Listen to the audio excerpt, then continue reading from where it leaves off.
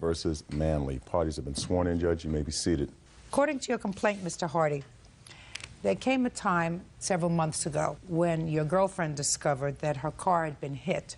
Nobody left any information as to the perpetrator of that hit and run, but you went on a sleuthing expedition in your neighborhood, and you came up with the defendant's car, and you found that there was damage to her car, same location, same color paint as happened to be on your car. When confronted, the defendant first acknowledged, then denied that someone else, I think you, were driving the car, but that wasn't their responsibility because although their car had been in an accident, you hit a metal garbage can. A metal garbage can, not her car. Later, which is the second part of your complaint, you claimed that while acting very innocently, the defendant ran over you while you were on your bicycle, causing you medical bills, lost wages, pain and suffering, et cetera, et cetera. So you want the damage to your car, you want all the aggravation medical bills as a result of being hit by the defendant with her car. When was your car hit? December 23rd. I walked out of the house and noticed that my car had been sideswiped on the front swale. You have a picture of the car? Yes, ma'am. How far do you live from each other? I think we have about 5 or 6 homes between us. How long have you lived there? 6 years. And you? 5. Never had any problem with each other before? No. Nasty. Mm-hmm. What kind of paint was on your car? Your paint and what other paint? And a dark green paint. Another dark green. Okay. What made you think, Mr. Hardy, that it was Miss Manley's car that caused the damage?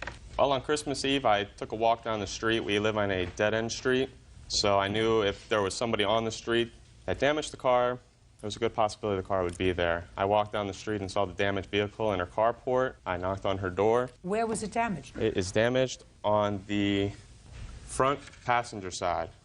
We have the pictures.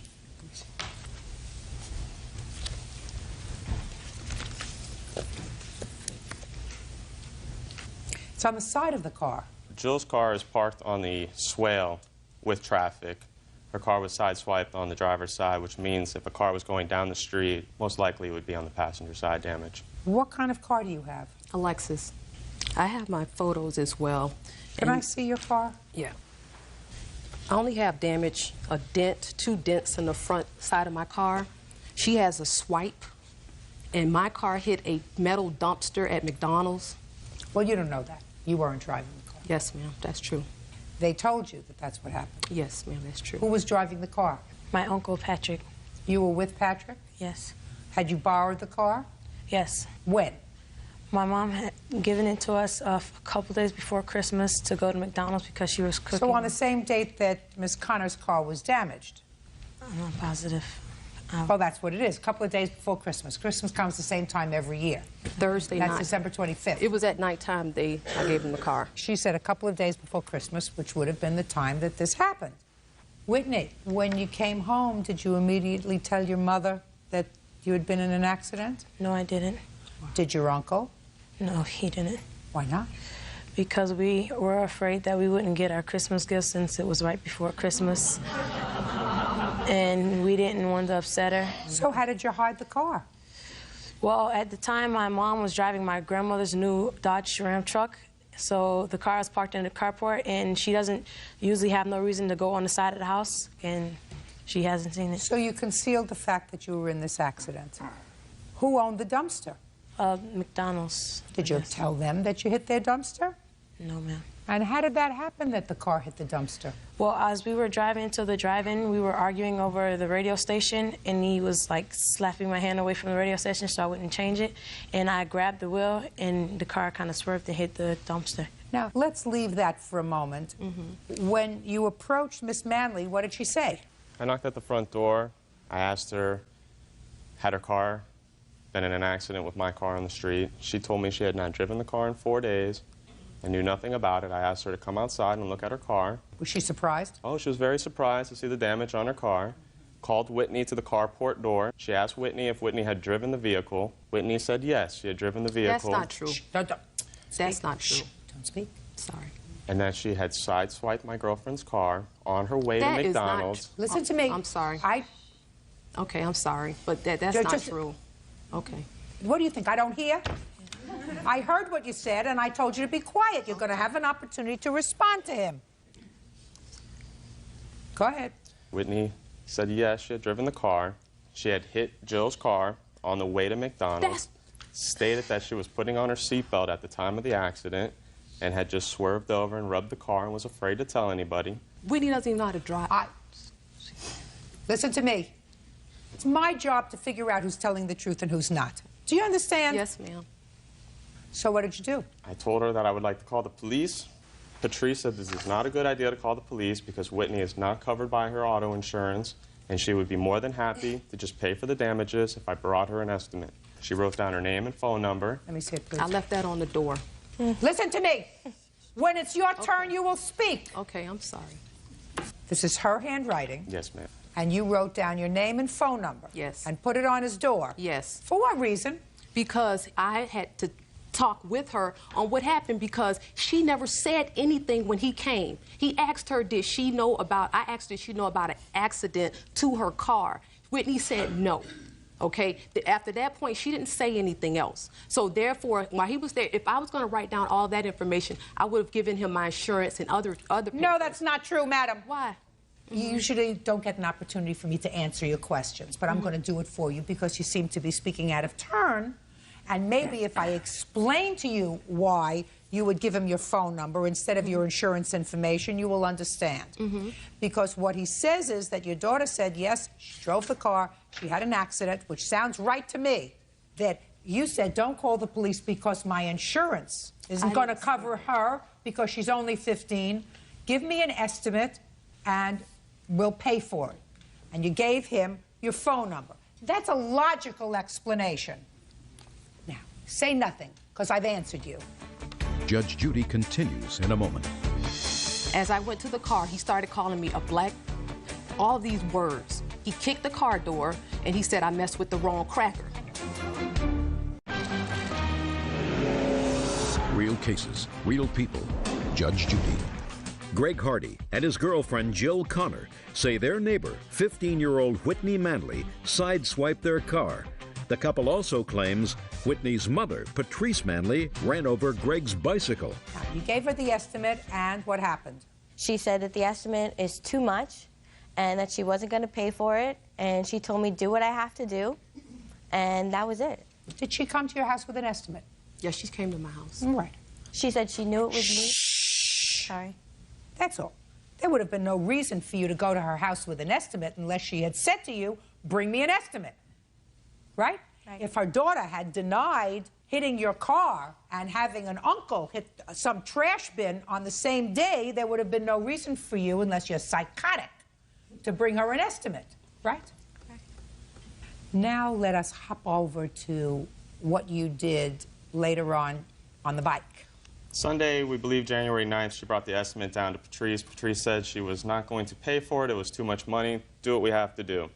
We called the police officers back down because we have a hit-and-run report from the first incident. I'd like to see it, please. The officer went down there, spoke with Patrice, stated that since she agreed to pay for it... Don't tell me what the officer said. That's true. Okay. No, that's hearsay. I Okay. just want to see whether the report was made on the 23rd. When they went to McDonald's, it was on the 23rd that evening. Let me explain something to you, madam. I don't believe your daughter. I don't believe your daughter didn't drive the car and hit Jill's car. I believe that that's exactly what she did. And I believe that she acknowledged that the day that he... Listen to me. I believe she acknowledged that to him. She did. And I believe the story that she's telling me now with hitting a dumpster in a McDonald's parking lot is a whole lot of who shot John. Because coincidences sometimes happen in this world. But if there's a more logical basis for what happened, I usually go with the logic rather than the serendipity. Let's move on to the bicycle, sir. We needed to have our license tag number because we reported to Jill's insurance agency. They needed to have the license tag or some information of Patrice to do a follow-up case. Patrice's car disappears for a length of time. I go for a bike ride on January 20th, the morning. God. I see Patrice parking in Across the street. a field adjacent to her I house. don't, listen to me. I don't want to hear an echo. Okay. She's parked in the field, catty corner to her home. I noticed that she is running across the street to her door. I pedal down the road. I stop in the street. I said, Patrice, are you not paying for Jill's damages to the car? And Patrice stated, no, she will not pay for the damages. Are those the words that were used? At that time, yes. Okay, go ahead. Then I went over to her car, which was in the field, called Jill at work. Who owns the field? It's Broward County public property. Okay. Went to the car, called Jill and gave her the auto tag. Patrice was coming back to her car. Then we had a little bit of an altercation. Was the damage still on the car? Yes. Tell me about the altercation. Basically, we argued about who's going to pay for the car and why What she's did you denying. say to her, and what did she say to you? I stated that I can't believe she's not paying for the car. To do such damage while living in the same neighborhood is ridiculous to me. Why would a neighbor act like this? And I told her she was a liar, and she got into her car. What did she say to you? I don't remember her exact words, Your Honor. Did you call her any names? I called her a liar. Other than that? I called her a B word. Well, that's what Couple. I'm asking you. Yes. Well, you know, when I ask you what the altercation was, and if what you're going to give me is oatmeal, then I'm not going to believe you. Well, Do you understand? Right. Real cases, real people. Judge Judy. Greg Hardy and his girlfriend say their neighbor, 15-year-old Whitney Manley, sideswiped their car. Greg says on a separate occasion, Whitney's mother, Patrice Manley, ran over his bicycle. Did she say anything to you? She made comments back to me. I don't really know what she said, to be honest. Do you remember what you said to him? When I came out from the house, he was on the back of the car on the phone. He had his dog with him, a bulldog this big, while he was on the bike. As he was talking, I did not say anything. As I went to the car, he started calling me a black, all these words. And I didn't say anything to him because I didn't get upset. I just didn't say nothing. I got in the car and I rolled down the window. He came next on the driver's side. He kicked the car door and he said, I messed with the wrong cracker. I then asked him, what is a cracker?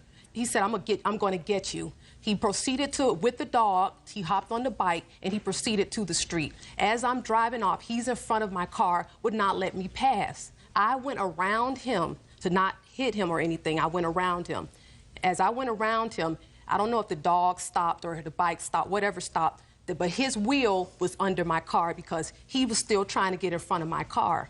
And then as soon as that happened, when my back tire hit his back tire, he fell off the bike, and I stopped right there. I didn't move, left it as is.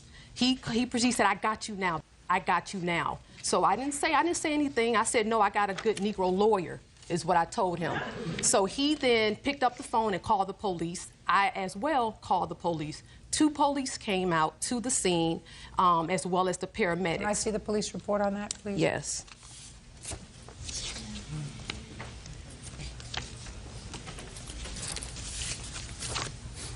On the last page is... Shh. Were you taken by ambulance from the scene? Yes, I was. At his request. Shh. What difference does that make? Because there was nothing wrong with them. Well, how do I know that? I'd like to see the medical report.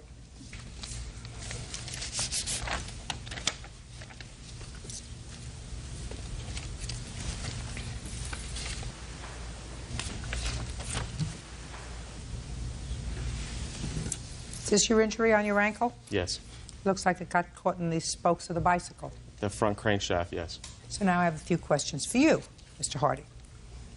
Why did you pull out your bicycle at the same time that she was pulling out her car? I was on the driver's side door when we were arguing. Yes. And then she had not yet started the car, or maybe she had just started the car. I have to go up the street. It's a dead-end road. I have to go forward. We're both have to go forward. Well, I understand that, but I you go both... first. Listen to me. Okay. My friend, you don't have to go forward at the same time.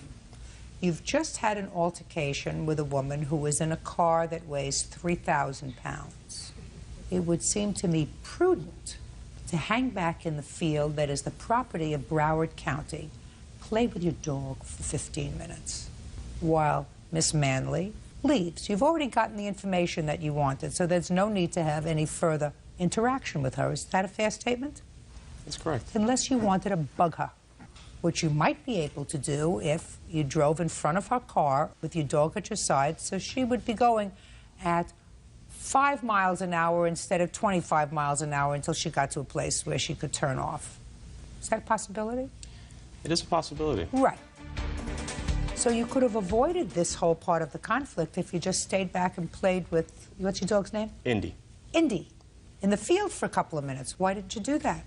Well, I didn't expect her to run me over in a car, and I was going through the bike path, which is just right past the bushes, so I can get onto the next street. I was already in motion first. I did not expect her to hit me with the car. She came up from behind me after I was already riding down the street. Well, Mr. Hardy, I don't buy it. Okay. The alternative was for her to stop her car and just wait for you to get to where you wanted to go. You could have done that, right? Said, listen, this guy is behaving like a big baby, and he's just trying to get my goat, and I'm going to turn off my car and wait 5 minutes for him to disappear. But you both got a little bit hot under the collar, and your bicycle went over, and the dog, according to you, pulled you over, and that's how you got hurt. No, the dog pulled me to the right. The police officer stated that my bicycle was left in the middle of the street, and that is why they didn't deem her a ticket on the accident. They sure didn't, according to the police officers. And they also According to the police officer's report, police officer says, based upon the position. 2 police officers. It was 2. What word didn't you understand? Don't talk. It's not a tea party. Do I give you an opportunity to tell your side of the story? But I didn't finish. You may not have finished, madam, but I'm getting the information that I need. And so far, with regard to this aspect, you don't seem to be losing. With regard to whether your daughter hit Jill's car, you lost there. Because your daughter drove your car, didn't tell you, and hit her car. And if you believe her that she didn't do it, that's your problem.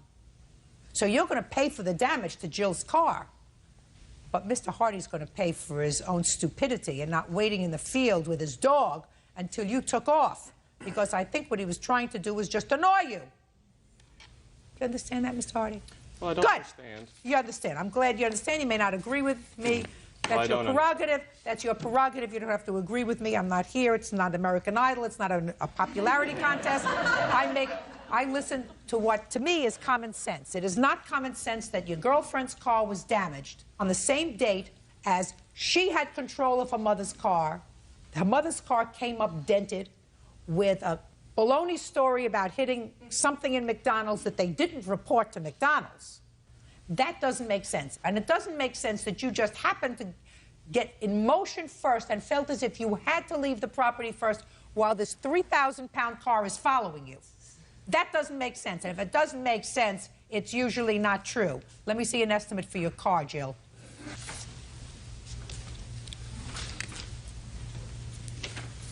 Is your car fixed yet?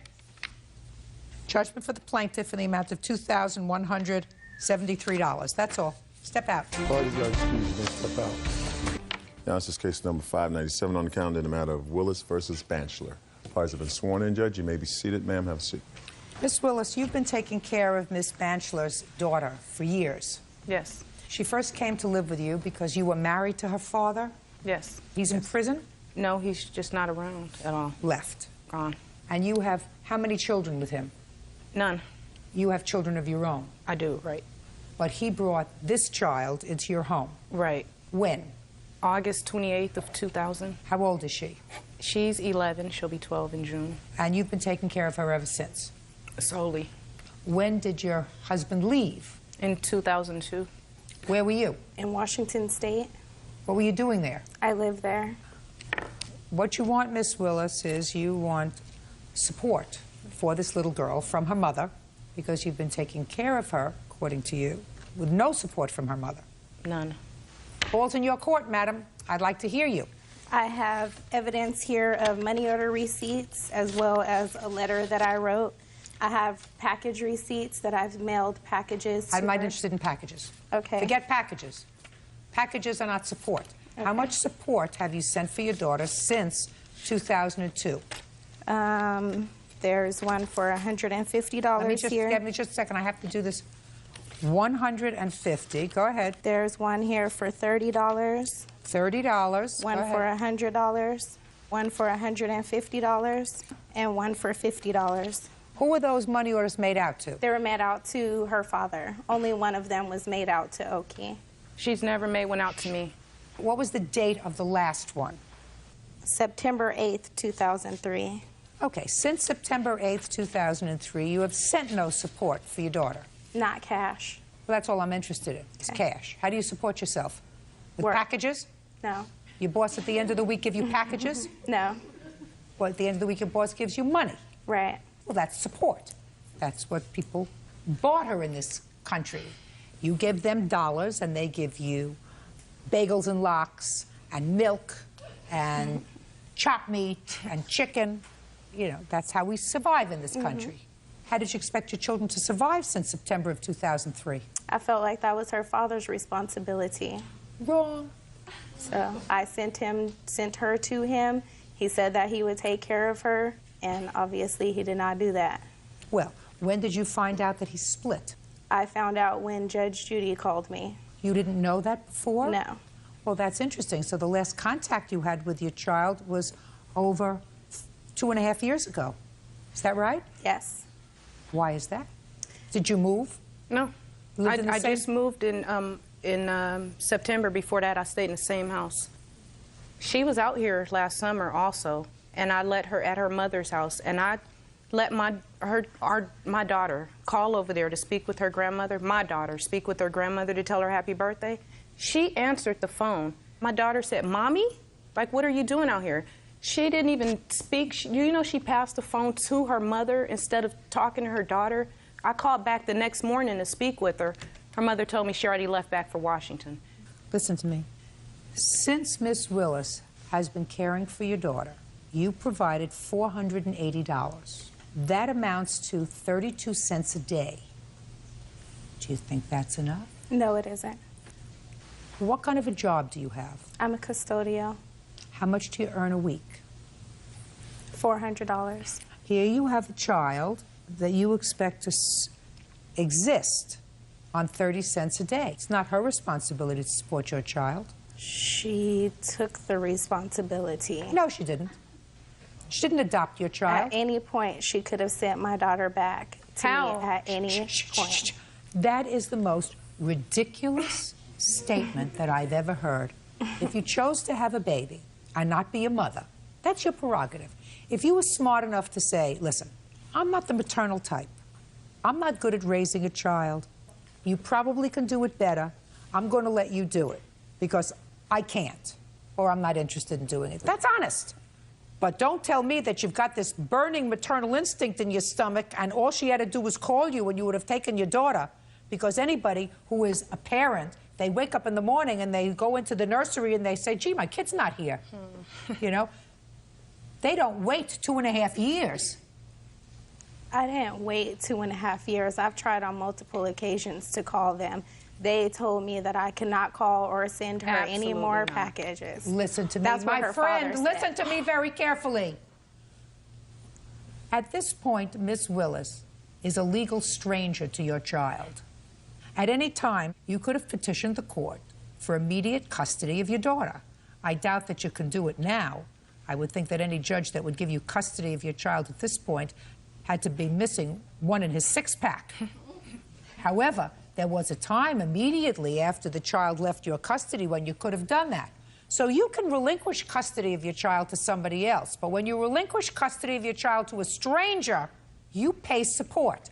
And what Miss Willis is asking for, as far as I'm concerned, is a minimal amount of retroactive support for the child in the time that she supported the child. What she's asking for is $5,000 over the course of 4 years. It's a little more than $1,000 a year. Figure it out. Judgment for the plaintiff in the amount of $5,000. That's all. Parties are excused. You may step out. She had numerous opportunities to get her daughter back. I've been denied the opportunity to do it, not necessarily by the plaintiff, but by her father. Well, she's my daughter. I couldn't imagine her even going back with her. I don't accept the fact that I'm going to have a custody issue with her. She is my daughter. I will fight to the end to make sure she stays with me forever. And now the next case. All parties in the matter of Jones versus Luis Castillo. Step forward, please. Douglas Jones is suing his cousin, bus driver Dwight Lewis and girlfriend Mary Ellen Castillo for damages to his home as the result of a fight. Douglas says Mary Ellen and his girlfriend went toe-to-toe. Mr. Jones, Mr. Lewis is your cousin, according to your complaint, and this lady with him is his girlfriend. That's correct. At some time, for reasons that I'm sure you will explain to me, you allowed Mr. Lewis, his girlfriend, and her 3 children to move into your home, a home that you shared with your girlfriend. That's correct. And any other children? Yes, 2 boys. Whose children are those? Ours. The 2 women, for some reason, did not get along. Right. And there was an altercation that became physical. And it is your claim that this altercation that became physical resulted in Miss Castillo taking a plate and throwing it against your sliding glass doors, causing the door to break. You want her to pay $600 for the glass door. Which the glass door that's been chipped, the kitchen window, she broke also. Miss Castillo says you're lucky she's not suing you and your girlfriend because she was injured during that altercation. An altercation that was started by your girlfriend. Judge Judy continues in a moment. She starts going, oink, oink, you a pig, oink, oink, and she spit in my face and ran. So what did you do? I snatched her up when she was running, and I threw her on the ground and we were fighting. Real cases, real people. Judge Judy. Douglas Jones says his cousin Dwight Lewis and his girlfriend Mary Ellen Castillo owe for damage to his house. Douglas says the damage occurred during a fight between Mary Ellen and his girlfriend Laminda. Were you present during the altercation? I know, I was in a room next to the kitchen. Step up here. What's your name? Laminda. Laminda, you have a last name. Malik. When did they move in with you? They moved in June of '04, and the fight took place at August. It was right after your back 30th. surgery. Right, right. August of 31st of '04. Correct. What started the fight? We were in the kitchen, and the night before we had been fighting the whole night. My dad was just going to California, so he had stopped by, and she was still calling me names the next morning. It was over a washer and just things that she was like nitpicking on, you know, if I did the dishes or, you know, putting dishes to each side of the sink. I mean, it was ridiculous. It was little kid fighting, but she was still doing it the next day. When my dad came over, she stood over in the carport, and she starts like folding her arms and just staring at me, and I'm like, I'm trying not to look over at her, and she starts going, oink, oink, oink, oink, you a pig, oink, oink. That's the day before. Yeah, later on, we were cooking, and she spit in my face and ran. And at the time, she couldn't really talk because she had sores in her mouth. And so, I don't know, to me, that was assault. You know, that was assault to me. That was it. I had it, and I couldn't take it no more. And so what did you do? I snatched her up when she was running. What does that mean, you snatched her up? By her hair. So you grabbed her by the hair? Yeah. And what did you do? And I threw her on the ground, and we were fighting. Then her husband jumped in and went to go pull me off. And that's when I heard the commotion. That's when he heard the commotion. And I just had a back operation a couple of days before that. I'm sorry about that. You feeling better? A little bit. Good. Can we get back to the story, please? All right. So now he comes in to try to pull you off. Is that right? Mm-hmm. And when he started to pull me off, I felt like I was being, like it was both of them. She was still getting her, kicking me and stuff, and I had been threatened by her the whole time. Well, he's trying to pull you off, so evidently you're on top. No, pull us apart, actually, because at the time we were both still wrestling on the ground, and I had been told many times, no, don't mess with Mary Ellen, you know, that she was going to whip my... Okay. Sorry. Where are all the children when this is going on? They were scattered all over the house. Some were playing out in the yard, and some were in the living room. The children didn't come in to hear what all the commotion was? Yeah, a couple of them came to the kitchen door after the fight had broken up. See, they've been nitpicking at each other for a while, especially Mary Ellen, because it seemed like she wanted to be the alpha female, and you don't do that when you're invited to somebody's house. I asked my cousin and them to come up here because Mary Ellen had got kicked out of his daughter's house in Georgia, where they moved into another house, and they said they had black mold, and the mold was killing them. So I said, well, come on up and, you know, stay with me. You got 3 kids, so get them in school up here and come up here. I didn't expect her to come over and take over.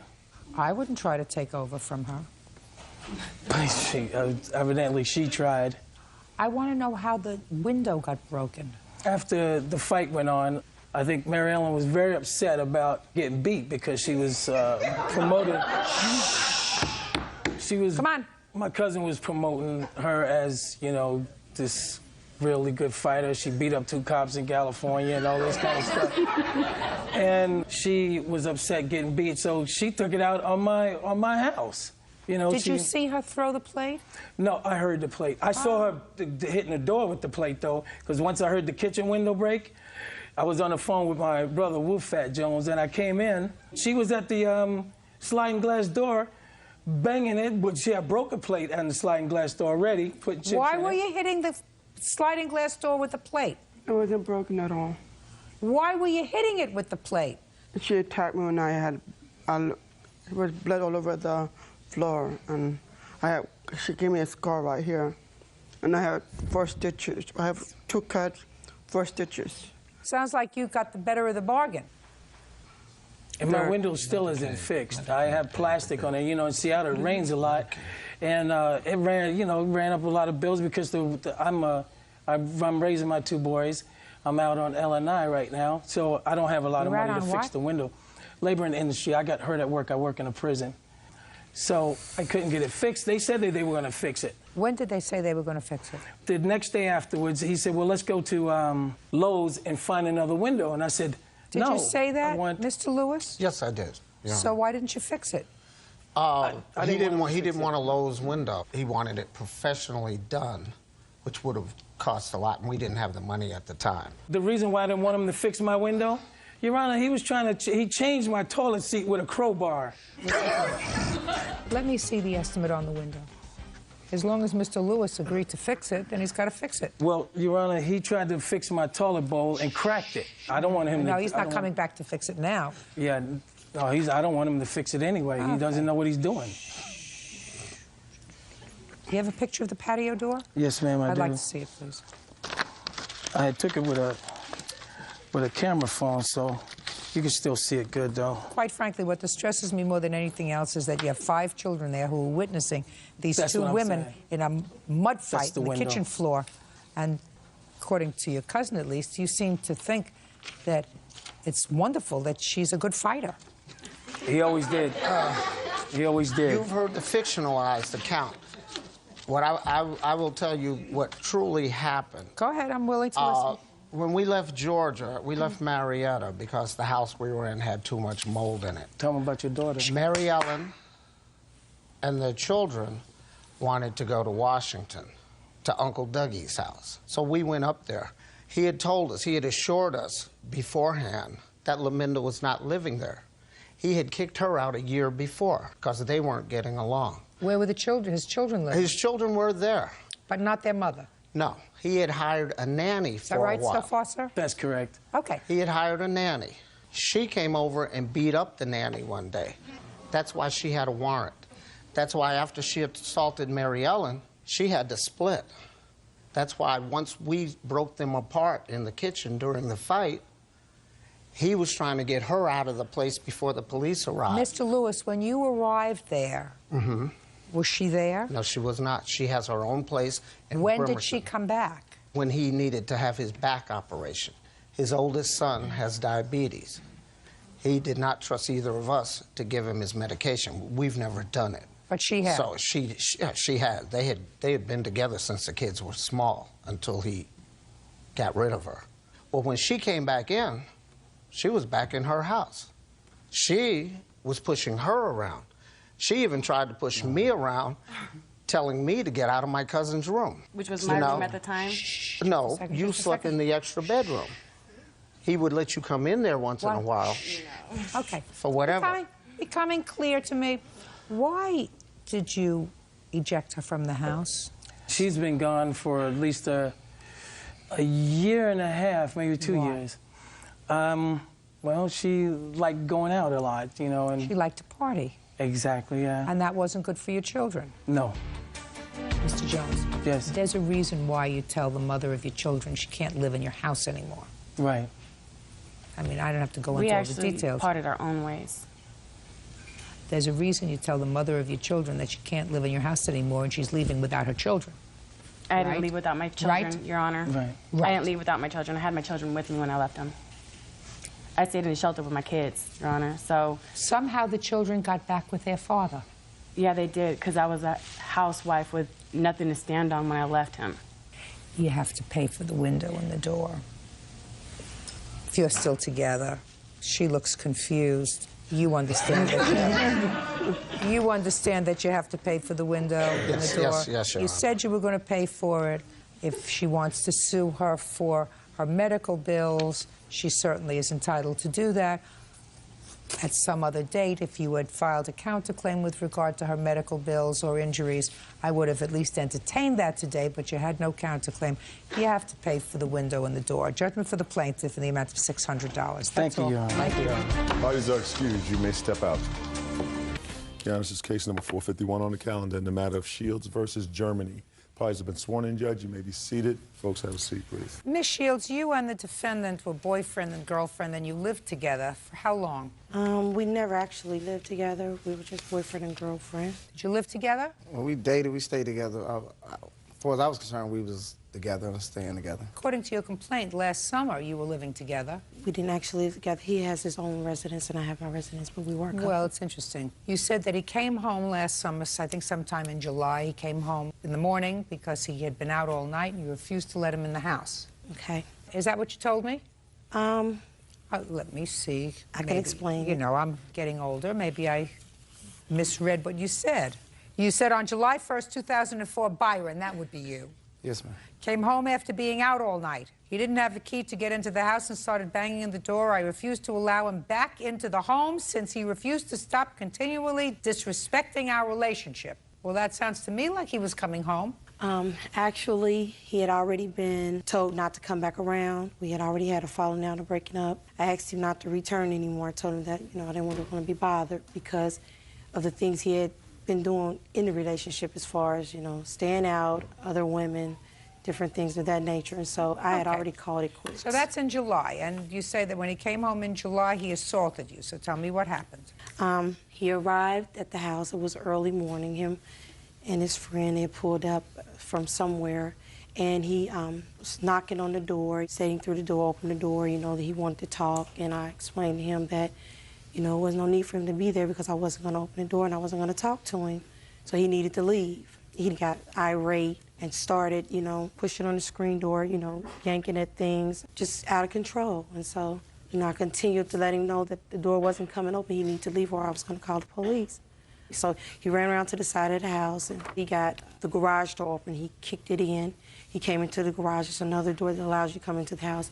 He must have got a hold of something in the garage and pried. Whatever, he got into the house. No, he didn't get into the house that way. Did he get into the house some way? I want him in the house Yes, ma'am, already. he came. You know, I have other things to do Okay, today. I'm sorry. He came around the front and he yanked the screen door open. He kicked the front door and he came in and he assaulted me. Well, tell me what happened when he kicked the door in. When he kicked the door in, he started grabbing at me and started fighting me, and he punched me in my mouth. He hit you in the face? Yes, ma'am, he did. And then what happened? I had already called the police, was bleeding. Police got there. He told the story that I hit him with a glass. So therefore, they said that, you know, if it's a dispute between both you guys are saying that you each assaulted each other so you both could go to jail. I wasn't really prepared to go to jail. I mean, I wanted him to leave. And at that time, I just asked them to make him leave. And they did. My mother was going to escort me to the hospital up the street, and they made sure that the situation was calm down. So you went to the hospital. What happened at the hospital? Went to the hospital, was there for a little bit. They got me back and started to, you know, stitch up my lip and everything. How many stitches did you have in I got your 6 lip? stitches. You have a bill from the hospital? Yes. I'd like to see it. Let me just give her doctor bills and everything.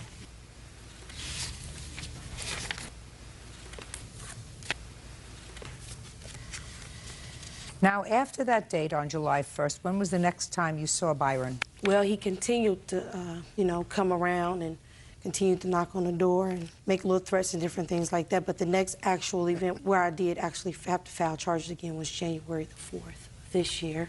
And what happened? I do have videotape. He came over again, banging, ranting and raving. He kicked the front door in that time, which I have videotape of that. And he left. I called the police, made another... He's not the father of that baby, is he? Yes, he is. Yeah, it's not like...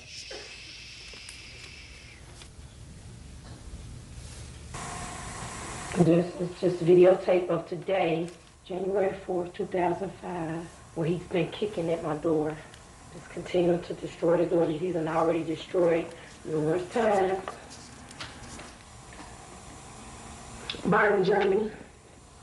Black, 38, about 180 some pounds.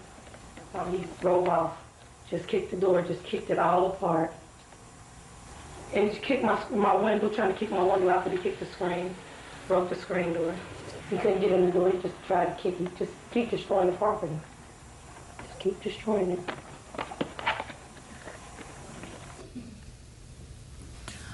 When was the last time you had sexual relations with the defendant?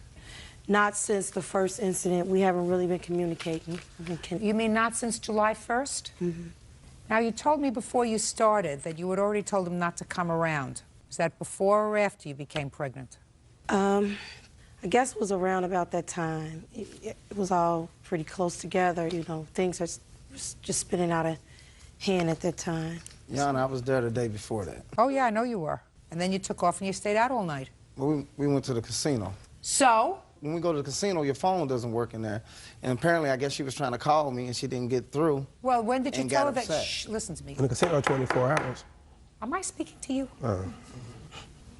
When did you tell your girlfriend that you were going to be out all night and you wouldn't be coming home? I didn't think I had to report to her. I was just, she knew I was with him and we were going to go do a couple things. You picked him, my friend. Yeah. That same thing I tell him? Oh. And it's a pattern. Just a second. Do you and I have to have a...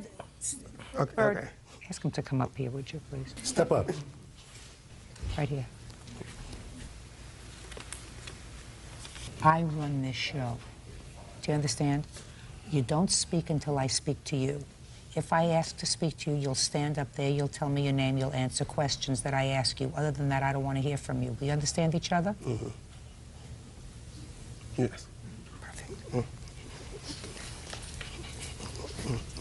Yana, when she goes places, she don't call me and say, hey, this is what I'm doing. I mean, she does it, and when she gets back... Well, let me ask you this question, Sir Lancelot. How would you feel if she went out with her friends, or with whomever, and stayed out until 8 o'clock in the morning, didn't call you, and you were home all night waiting for her to come home? I didn't stay after 8 o'clock. I'm asking you a question. This is my story. I'm allowed to make up the facts in my story. How would you feel if your girlfriend, who you were expecting to come home, stayed out all night and traipsed in at 8, 9 o'clock in the morning? How would you feel? I mean, I'll probably be a little upset, but I mean... Ooh! You'd probably be a little upset, Byron. I wouldn't double lock the doors and block your phone numbers out from the phone so you can't call or get in. Well, that should have told you something, my dear. She didn't want to hear from you. She didn't want to see you. She was really annoyed. Judge Judy continues in a moment. Your friend says, what am I going to be friendly with him for? He's an idiot. Right. See? You knew you'd come in handy. Real cases, real people. Judge Judy. Regina Shields says ex-boyfriend Byron Germany kicked in her front door and split her lip. Byron claims Regina injured herself when she swung a cup at him. Byron, you can't give her a fat lip, my dear. I didn't hit her on the lip. She hit me with the cup, and then on a moment... Where did she hit you with a cup? On my elbow. What bone did she break? She didn't break no, she swole my elbow out to there. But when, the police took forever getting there, but when the police did come there, I told them I wasn't trying to press no charges. Well, how did her lip get split? Well, her lip got split when she was swinging the cup.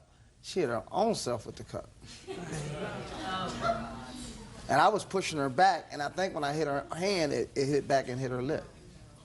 I know it sounds wild, but that's what happened. It's possible. And it all wouldn't have happened if you hadn't kicked in the door. I didn't kick in the door, I pushed it open. Pushed it in, kicked it. Shh. pushed it, kicked it. It all wouldn't have happened if you just went home, let her cool off, go back to the casino, lose another couple of bucks. You could have done a whole bunch of things instead of pushing in the door. When she gets angry like that, she stay like that for some days. Then what you do is you stay away for a few days. But I had something in the house I need to get, and I was What? I had some money in there. I wanted to get my money, and then I was going to go and let her do her routine where she'd be hot for a week or two. Now, what about this video that I just saw of you driving back and forth and then leaving the house? I wasn't driving back and forth. I was backing out. Okay, you were backing out. Why were you there? It's my house. It's my place. How long has it been since you lived there? I mean, Byron! How long has it been since you lived there? I'm with her 24/7 there. I'm just off and on. I'm talking about January.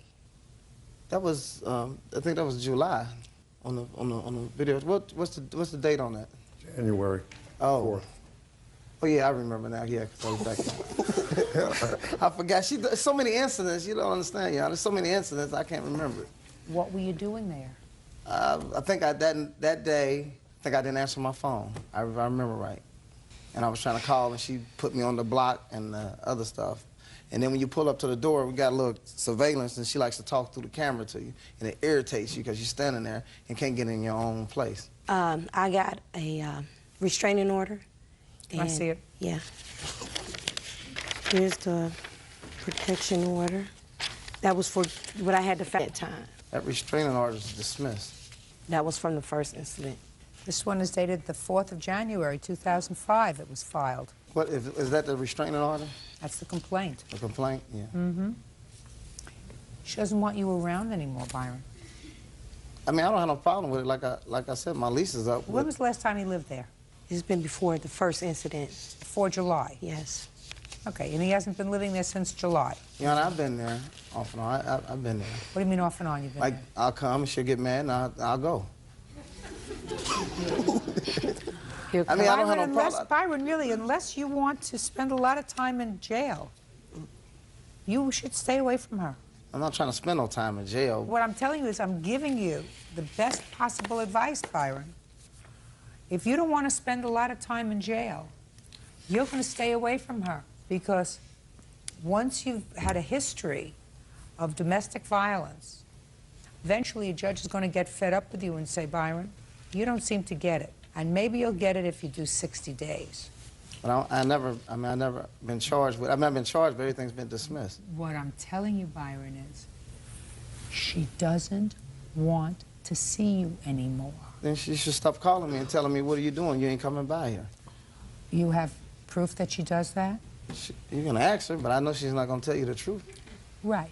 She just gets in those moods. Like I said, if I stay out all night, or if I don't answer my phone, or she thinks she hears women in the background, she's going to go off and she's going to do what she does now. And that's the only reason why the doors end up like that. But as far as that fat lip, I never put my hands on her. She did it with herself with the cup. You did. You put your hands on her. I'm not saying that you hit her. I'm not saying that with all this scuffling, that maybe the cup hit her lip. That's possible. But for the fact that you kicked in the door or pushed in the door, it wouldn't have happened. I understand that. One time before, she's got that little bump right there. She had a hammer, hit me with a hammer, swinging a hammer at me. And when I pushed her back, she bumped her head with the hammer. He's extremely violent. Extremely violent. Oh, she's extremely just violent. a second. You have a bad temper? I can. Yeah, I know. And I know that you do. And I know that when he pushed his way into your house that day, things got hot and heavy. Right? Really, I'm scared of him. Now, listen to me. Things got hot and heavy. Is that right? It's already heated, but I wouldn't hit him because I know he'll hit me back. I know he'll hit me back. Yeah, I've been hit with bricks, 2x4s. Well, then you're an idiot. Cell phone. Then listen to me. Then you're an idiot. If you've been hit with bricks and hammers and glasses and cups and you keep going back, then something's not right. Then your friend says, what am I going to be friendly with him for? He's an idiot, right? Right. See? You knew you'd come in handy.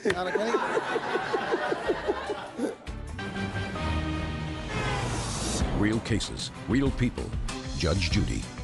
Regina Shields claims ex-boyfriend Byron Germany kicked in her front door and assaulted her. Yana, can we put him over there with her? She's gonna say I'm an idiot. Well, don't you think you're an idiot? Listen, if you get hit with bricks and hammers and cups and she's vicious and you keep going back.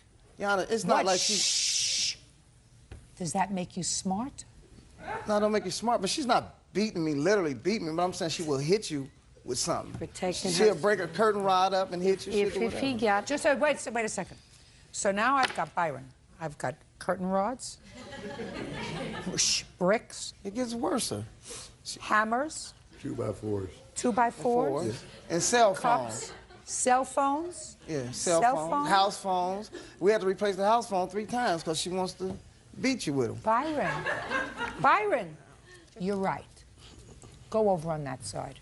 Nah, I'm just saying. I mean, I be trying to give him advice too, like he just need to leave her alone. You know? See? Wisdom.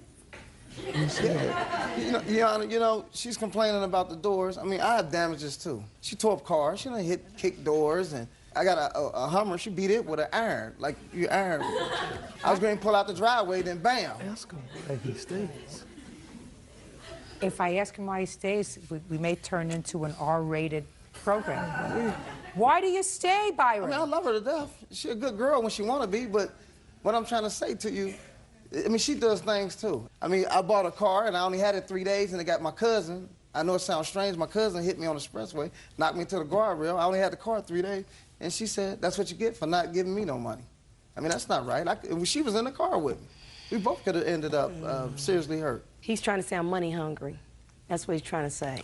Well, maybe you are and maybe you're not. Anyway, Byron, I don't know whether she loves you or not, but all I can tell you is if you don't stay away from her, there's going to be a problem. And you're going to have this baby, and then there are going to be a whole host of other problems. Do you understand? Because you're going to want to see this baby, you're going to want to visit with this baby, and unless you learn to control yourself, and she learns to control herself, because my sense is that she knows how to get your goat. But you can't touch her. No, she kicked his car before. He just bought a car. Listen to me. I believe she's got a bad temper. Can I say something, Judy, please? Sure. I know when a bad situation is getting ready to get out of hand, the only thing I ask of him is just leave. When I get angry, I can easily go and do things like that to his property when he does to where I live, but I don't do that. I just ask that he leave, and if he doesn't leave, I call the police. Listen to me. I know you sound as if butter would melt in your mouth. What he's saying is that when you're not here in a courtroom situation, you can have a really hot, volatile temper. That's what he's saying. And I have a tendency to believe him because I think that he doesn't do the right thing, but I don't think he's full of baloney. And I think you are a little bit.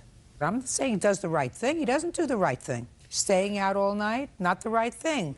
Not keeping in touch with you, not the right thing. If he's fooling around, not the right thing. But you know how to get to him so that when you bring the decibel level up to a certain point and then you say, now you have to go home, Byron. Well, you've already got him all worked up. Her lip got split, and her lip wouldn't have gotten split if you hadn't punched in the door. So you're going to pay for all those medical bills, which come to about which come to about $630. Better find somebody to fix your door for about $500. Yana, I didn't hit her in the lip. I shouldn't have to pay. I don't care whether you hit her in the lip or not, but for the fact that you pushed in the door, there wouldn't have been a scuffle and her lip wouldn't have gotten busted. All she had to do was answer the door. He could tell you. He was right Just there. a second. She didn't want to answer the door. She doesn't have to answer the door. There is nothing written in the Constitution, Byron, that provides that she has to answer the door because you knock on it.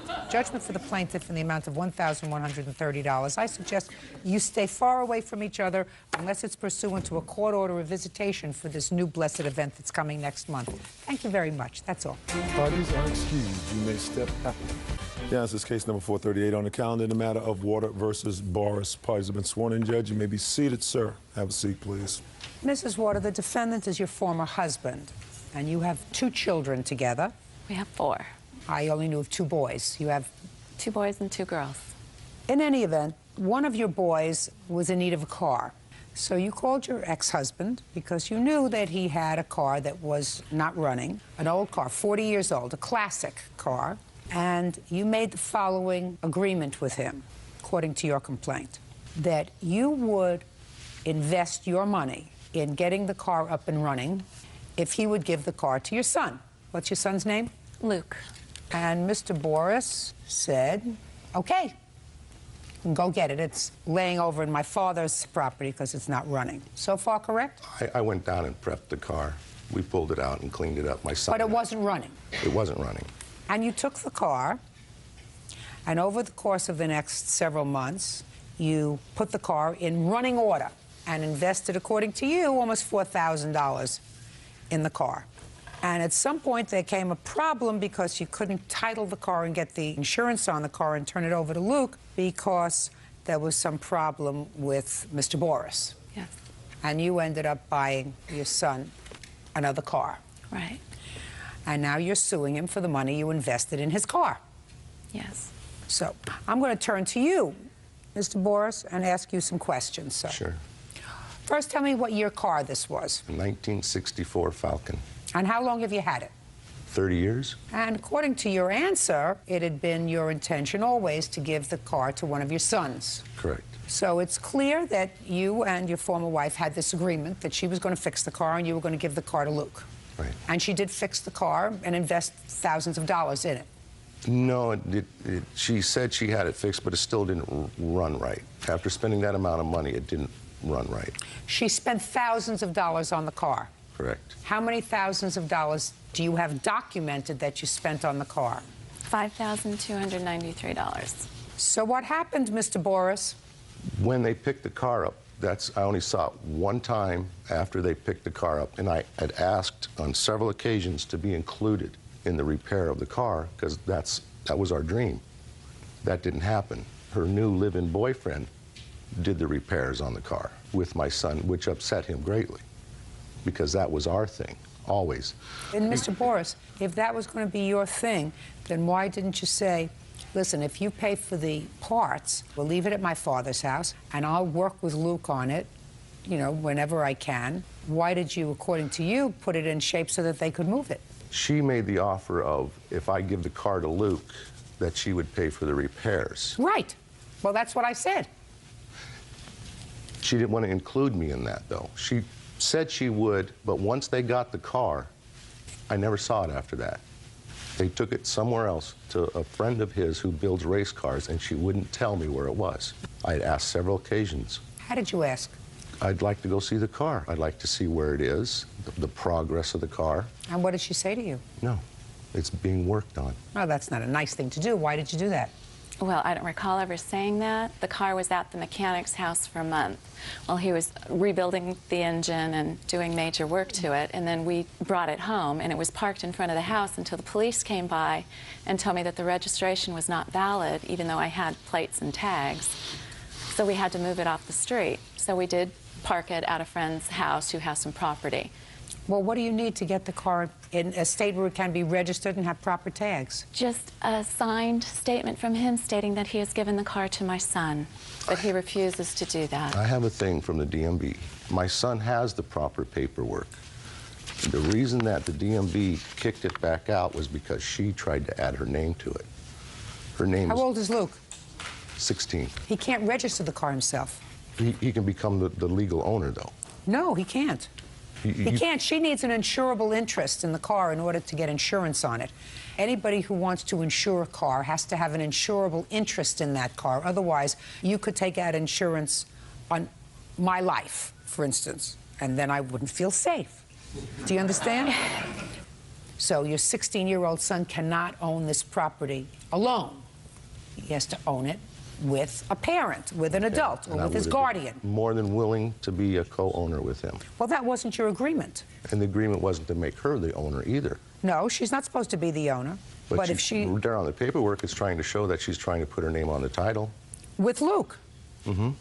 Well, so what's wrong with that? She's just paid $5,000 to fix it. Because my son told me once she takes ownership, because she bought him a new car. She went and spent thousands of dollars more for a new car rather than to continue to invest in fixing that car. And my son has told me that once she becomes the owner, she's going to sell it. And that was never the intent. Miss Water, is it your testimony today that if you are successful, that it is your intention to give this car to your son, or is it your intention to sell it? My intent was to get the car running for my son. I tried to do something nice because I knew he wanted to give the car to one of his sons. So I said, you give him the car, I will pay to have it up and running. He failed to follow through on his part. No, no, madam. He refused to sign a bill of sale. He did not want to sign a bill of sale to you and Luke. He says, I don't have a problem with signing a bill of sale over to myself and Luke, but not after to... I invested the money. What? It could be in my son's name, but as you state, it cannot only be in his name. Correct. And he said, I'm not making my former wife a gift. I'm making a gift to my son. So he has no objection to giving you a bill of sale so that you can act as emissary to have the car registered and insured. Correct? Yes. That's not unreasonable. That was your agreement. Your agreement wasn't that he was going to reimburse you. I have a younger son who also I had planned on, once he reaches the age, to pass that car on to him. Listen, you can only pass the car to one child. You made an agreement with your former wife. Your agreement was that she would fix the car. She would pay to fix the car, and the car would be Luke's. Right. And It is only by virtue of the fact that the law proscribes a 16-year-old from owning a vehicle because he can't insure the vehicle that I come up with this solution for you, sir. And she is the guardian and custodian of your 16-year-old son, so you cannot sell this car without her permission. Are you following what I'm saying? Yes, I would Good. turn the car after Luke is 18. No. It's a family heirloom. It's something I want to keep in the family. Mr. Boris, listen to me very carefully, sir. You made an agreement with your former wife. And Luke. And Luke. And you will, and I will issue an order, that you will do a bill of sale to your son and you as co-owners of this car. And you will deliver that bill of sale to your former wife, giving her the ability, because that was your agreement, to register the car and insure it. If Luke chooses to drive it, that's fine. If he wishes to insure it, that's fine. If she wishes to keep that car on her property for the next 2 years until Luke is ready to take it himself, and I assume, sir, that you want to maintain good relations with your son when he's 18, I assume you're going to sign the car over to him. Correct. Right? Right. Perfect. That's the solution. So within 5 days from today, you will deliver that statement to your wife, along with the agreement that when Luke turns 18, he will become the sole owner of the car. Is that reasonable? That's reasonable. Understand? Good. Thank you. That's all. Parties are excused. You may step out. I'm very frustrated. I put a lot of money into that car, and I wasn't able to get it registered so my son could use it, and he needed another car, so I have spent more money than I needed to. She let her new live-in boyfriend do the work on the car with my son. They're just allegations. I gave him plenty of opportunity. The only thing is he wanted me to fund his time with his son. That had been something that my son and I had always planned on doing together, not some guy that she has living in the house. He makes everything difficult. It's been this way for years. I just hope we can put it behind us. And now the next case. All parties in the matter of Eden versus Neely. Step forward, please. 18-year-old student Desiree Eden is suing her father's girlfriend, EMT tech Susan Neely, for the return of payments on a Dodge Neon she repossessed. Susan is countersuing for the vehicle's unpaid balance and insurance payments. Who are you? I'm the dad. Why don't you stand up, sir? Okay. Miss Eden, while this gentleman, who's your father, is not a defendant, I'm going to have him stand here because I think it's important. Miss Neely is your father's girlfriend. They live together, is that right? Yes. According to what I read, a couple of years ago, you needed a car. You were living with your father and his girlfriend. And Miss Neely agreed to buy a car. You were underage, so it was in her name. And tell me what the agreement was. The agreement was that I paid the car payments on the car as it came. I paid the $1,000 down plus the car payments on it. Did you? Yes, I did. From when to when? From November 2003 to December or November 26th of 2004. And you made the payments every month? Yes. Who paid the insurance? I paid it when she asked for it. The agreement was that you would make the monthly payments? Correct. Yes, ma'am.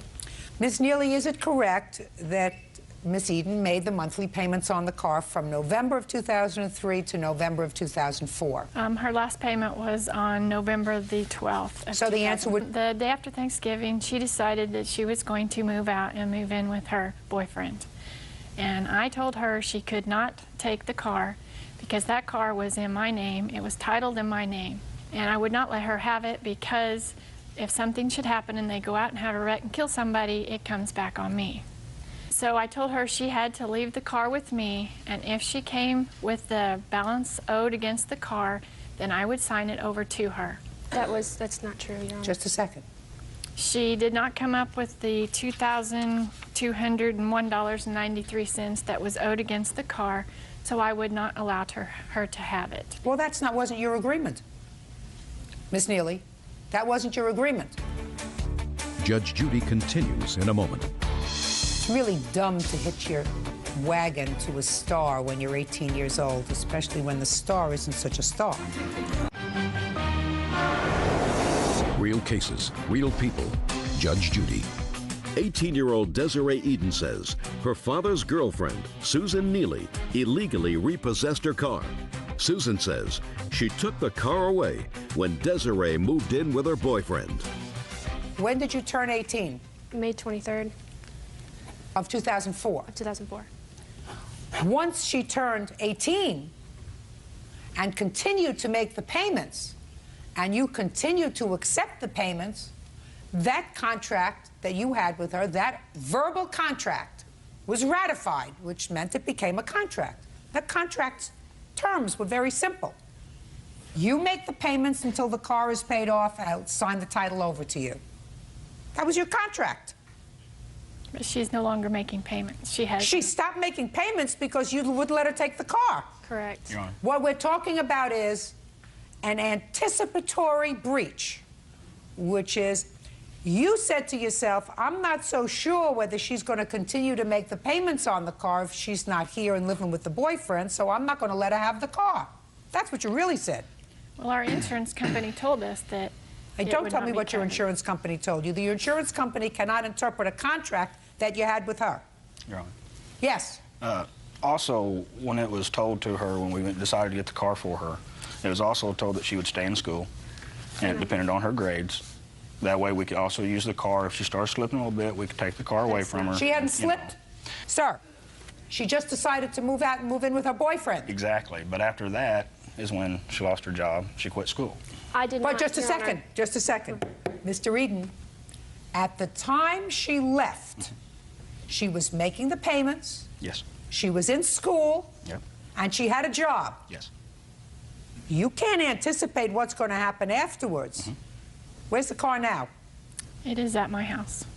They have it for sale for $2,500. Car is hers. Okay, who pays the rest of the... She does. Okay. Does she pay that to us or to the car dealership, or... Are you working? No, ma'am. Well, how are you going to make the payments on the car? Well, I just moved back into my mom's here recently. I have to get another job. Where's the boyfriend? Right here. How come you moved out of his house? We both moved into my mom's house. We were having too much problems in Monette where we were living with him. He had assaulted me shortly after I moved out. Who did? My father. I had to get a restraining order against him on December 8th. He assaulted me on December 7th. About what? About he was mad that I moved out and I was living with him. Does he work? Yes, he does. What does he do? He is Don't in look down. factory. What? Factory. And what about you? I'm in school, high school. How do you do in high school? I do really good. I have good grades. You do really well. I do really well. I try. I have a report card from when she left. We don't need you to do any negatives. Okay, I just sort of... Listen to me. Is he in school? No, he's not. How old is he? 22. Do you have the ability to do better in school? Yes, ma'am. It's really dumb to hitch your wagon to a star when you're 18 years old, especially when the star isn't such a star. Unless you get an education, it's going to be a struggle your whole life. You want to struggle your whole life? No, Your Honor. You know what I'm saying to you? Yes, ma'am. You look like you have the potential to do okay. Unless you recognize your potential, you're going to be clawing at life your whole life. I think that taking back this car is probably going to be a terrible burden for you, financially, because you don't have the money for it now, right? Right. So you put in $4,000 into the car in the year that you had it, in payments that you made. Correct. Let's say you had to rent a car, a basic car, for the year. That would have cost you about $2,000 or $166 a month, basic. So you have the following choice. Either you assume full financial responsibility for this car, or I'm prepared to award you half of what you're requesting, which is $2,000, which might give you an opportunity of going and finding a good second-hand car that wouldn't give you any further payments. Do you understand? Yes, ma'am. And then Ms. Neely and your father can go and sell this car. If they make a profit, fine. If they don't, fine. You think that's a smarter idea for you? Yes, I do, because I don't know what they've done. I'm not sure what they've done to the car since I haven't had it. Well, I don't think they've purposely done anything. They're trying to sell it. All right. You can't anticipate a breach of a contract. You had an agreement with this young lady, and she fulfilled her end of the agreement. She used the car for a year, over a year. She understands that that's wear and tear on the car. I'm awarding her $2,000. Be smart. Buy wheels so that you can get yourself to and from school and to and from a part-time job. Do well in school. Think a little higher than what you know. Think a little higher, think. Can I reach my potential, and what is that? Okay. Do you understand? Yes, ma'am. You don't have any children, do you? Oh, no. Right? Right. Right? Right. And you don't plan on any for a while, right? No, ma'am.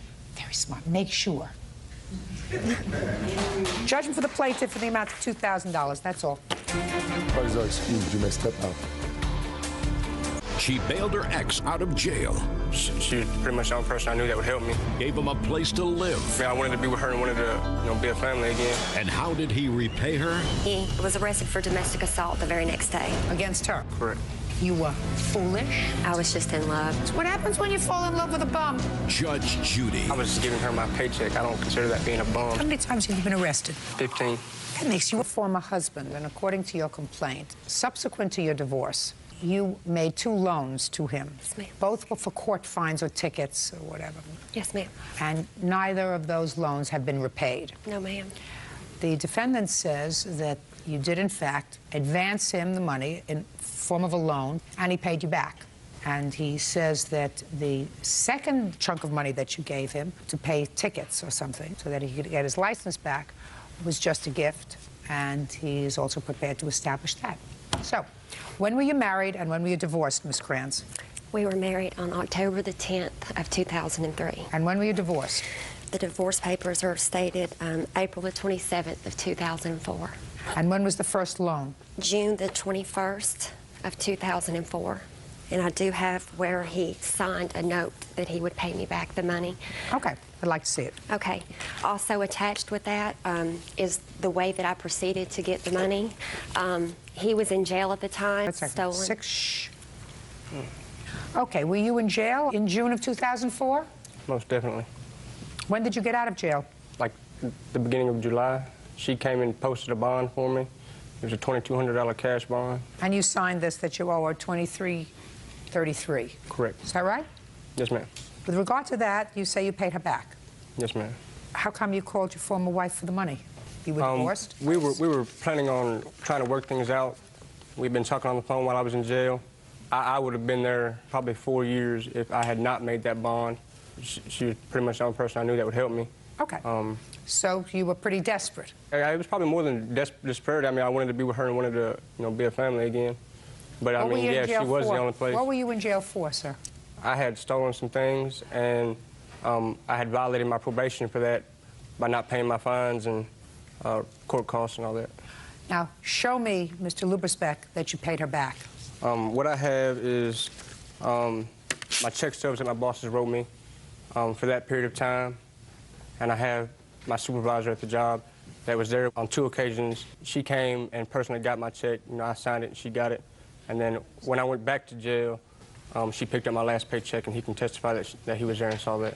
Your Honor, I will state that when we were together, he would contribute to bills, but certainly never repaying any of the money that I had loaned him. Did you ever go and get money from his supervisor? There was one occasion where I picked up a paycheck.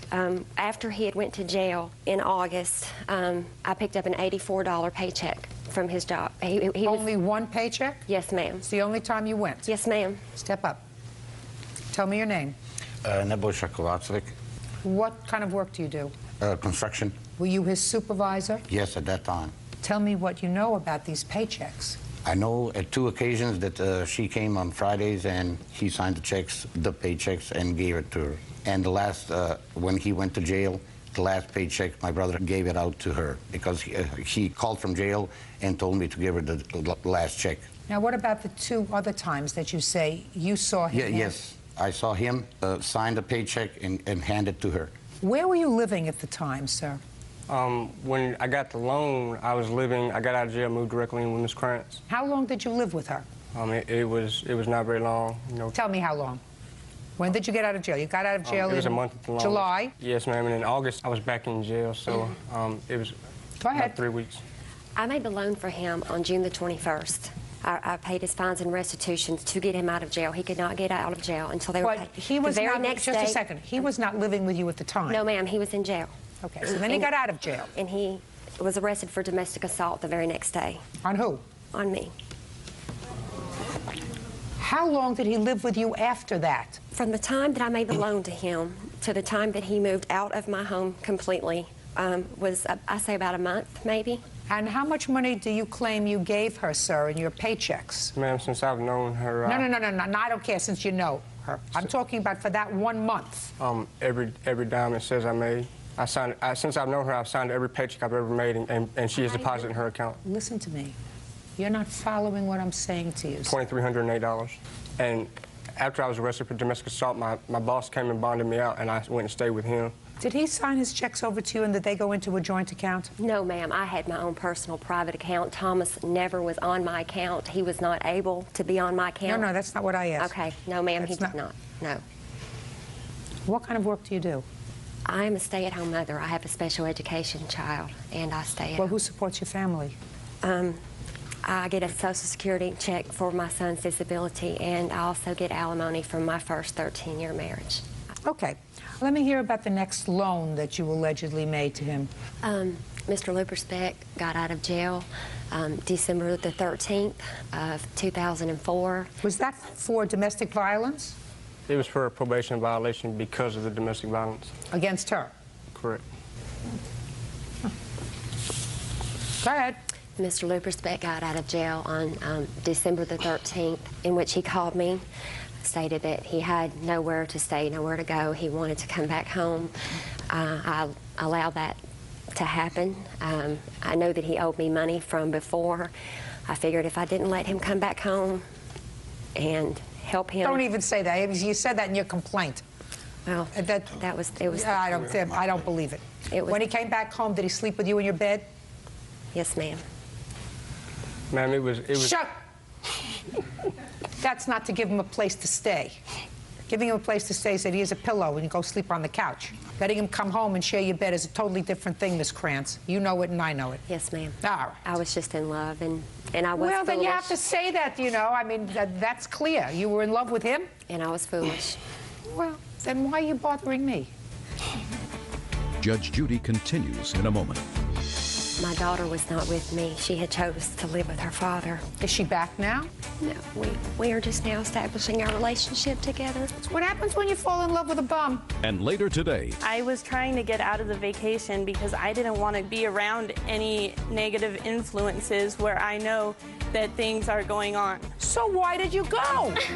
Beck owes for 2 loans to pay court fines and restitution. Shelley also says Thomas is an abuser.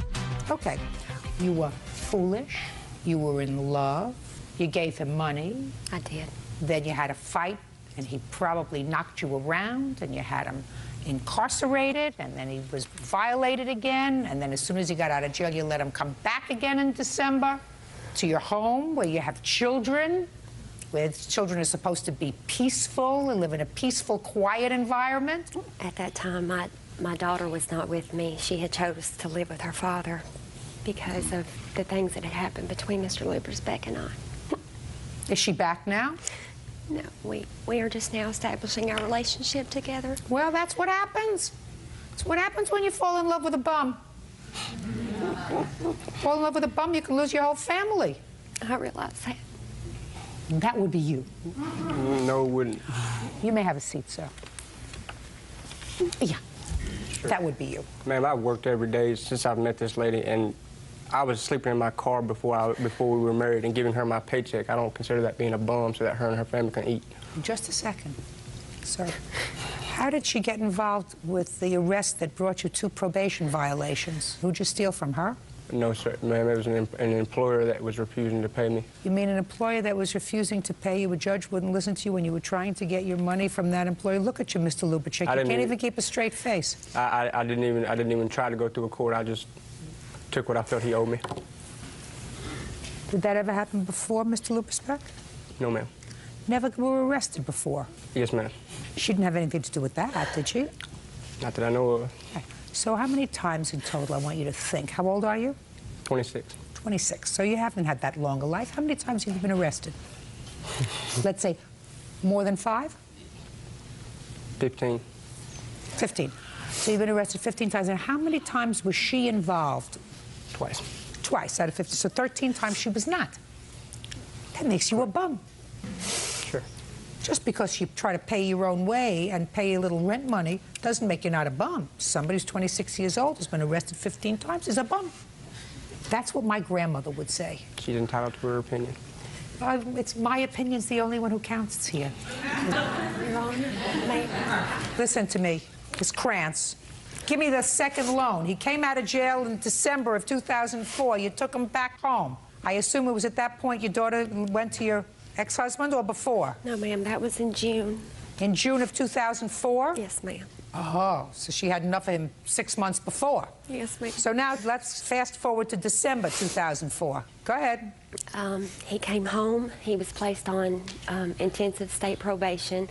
Part of his probation was that he was to get his license back and retain a job. So he asked if I would help him get his license reinstated. He promised me several times that if I paid this for him, that he would pay me back. He informed me that there were 2 tickets that he had to get paid. All right, so you gave him how much, $800? It was over $800. All right, and then what happened after the 15? Shortly thereafter, we began to argue. Thomas still had a problem finding a job. And? We began to argue because he wouldn't get a job and he wouldn't pay me back the money that he owed me. Is that what you were arguing about? We were arguing because that's what we do. I guess that was one of the topics of conversation, sure. Your Honor. And what did you say to her? I went and sat in the living room on the chair, and when the argument continued, I left. What was she saying to you? After about the first 10 minutes, I don't even know. I wasn't listening.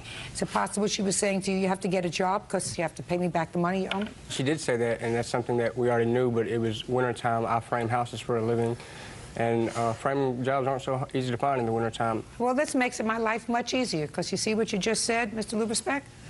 You said that's what we were arguing about, you know, about the money that I owed her. But, you know, it's not so easy in the wintertime to get a job framing, and that's what I do for a living. So you know what that is, Mr. Lubitschek? What is it? That is an acknowledgement that you owe her money. Your Honor. Shut! Sorry. That's what it is. You must have been before a lot of dumb judges in your time, sir. Not that I know of. Somebody who's been arrested and probably convicted more than half a dozen times, as far as I'm concerned, should probably be in jail forever. Listen to me carefully, sir. Did you give him a W-2 for his taxes? Your Honor, it's a different form. It's a different 1099. Okay, so you gave him a 1099. Yes, he's got that. You have a short time to fill out your taxes, sir. Correct, ma'am. April 15th. Right. Judgment for the plaintiff in the amount of $3,195, which is the amount requested. I don't believe, Mr. Lubitschek, that you paid back this loan. Your final statement to me indicates that the last argument that you had with the plaintiff was over this loan. You decided to tune her out on the 15th of December. I tune you out now. Thank you very much. Thank you. Parties are excused. You may step out.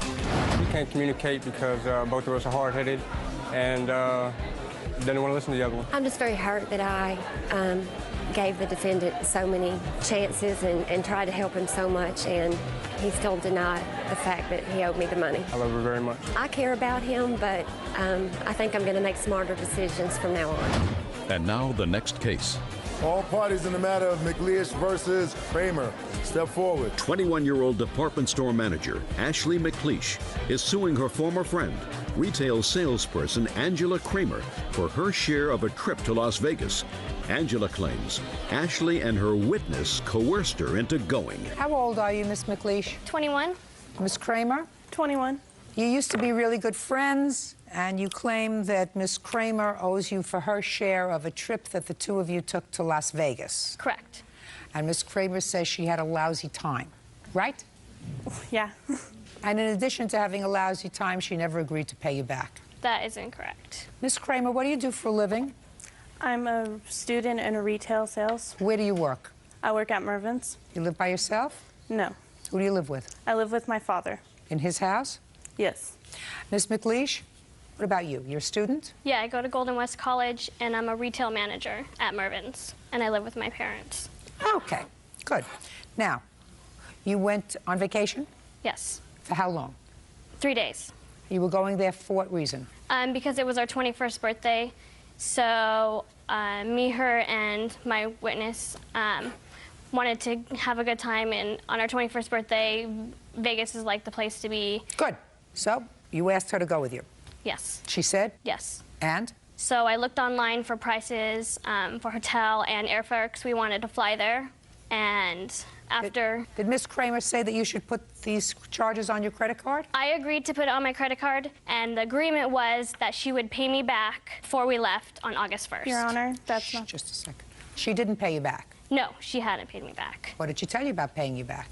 She said she'll get back to me. So I figured it was like she'd pay me back when we got back because we're having a great time. We both had fun. We went out to dinner, we went dancing, we went to clubs, we went got VIP everything. We didn't have to pay for anything. And all she did was... Why not? Why not? Because the month before we had made a connection. Our friend knows a lot of like security guards, and he knows a lot of bouncers, so we got to get in free. We didn't have to wait in like 2-hour lines to get in the best clubs. Okay. According to you, you had a good time. Right. Came back, she didn't pay. Right. Go. I never agreed to pay.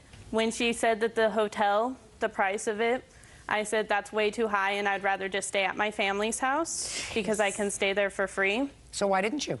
Because when I told them that, they said, just don't worry about it. And somebody dragged you on the plane? Well, you know, it's my 21st birthday. I was trying to distance myself anyways, and that's why... I'm asking you, somebody dragged you on the plane? No. Well, if you didn't want to go, why did you go? Because they said, just don't worry about the costs. Well, why would you think that they would take you away on vacation? Because that's what they said. I don't believe you. Okay. I don't believe you. I actually have pictures, if I could show you, of her having a good time dancing. I don't care whether she had a good time or whether she had a lousy time. It's irrelevant to me. Your Honor, I was trying to get out of the vacation because I didn't want to go with them.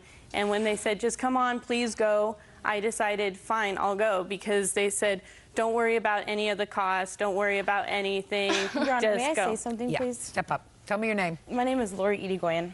And we spoke to her the night before we left, and she said, yeah, she couldn't afford it. But then we said, okay, we've still put it on a credit card. You need to pay us back, or you need to pay Ashley back. She didn't want to do that. Well, you can't. Well, what did she say? She said, no, I don't have to pay you back. If I don't go, I shouldn't have to pay you back. Exactly. Why did you call the night before? Because I had talked to them recently before that also, because what I was doing was I was talking to my backgrounds investigator, and when I was going through looking at the lie detector test and polygraph... I have no idea what you're talking about now. Well, I have absolutely no idea what you're talking about. What it is I'm going for a future career in the criminal justice, and so I was talking to a backgrounds investigator, and she was showing me the polygraph test that you would have to be taking, and it had to ask questions about your friends and what you know about your friends, and that can make you fail and make it so you can't get into a premier area.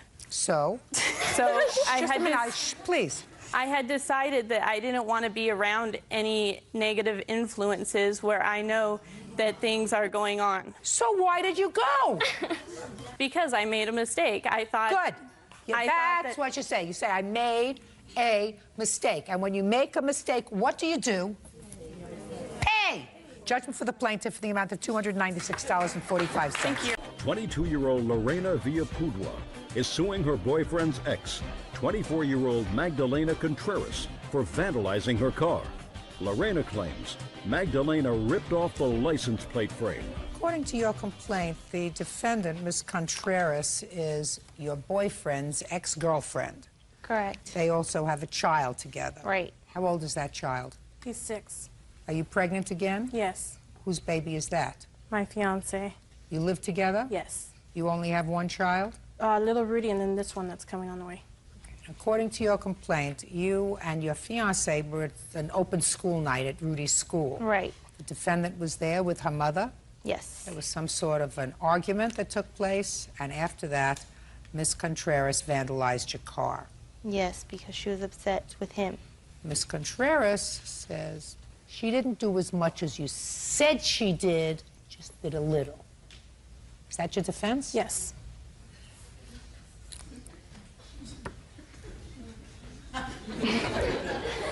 Ms. Contreras, that's almost like being a little bit pregnant. It doesn't happen. Lorena Villapudua says her boyfriend's ex, Magdalena Contreras, vandalized her car.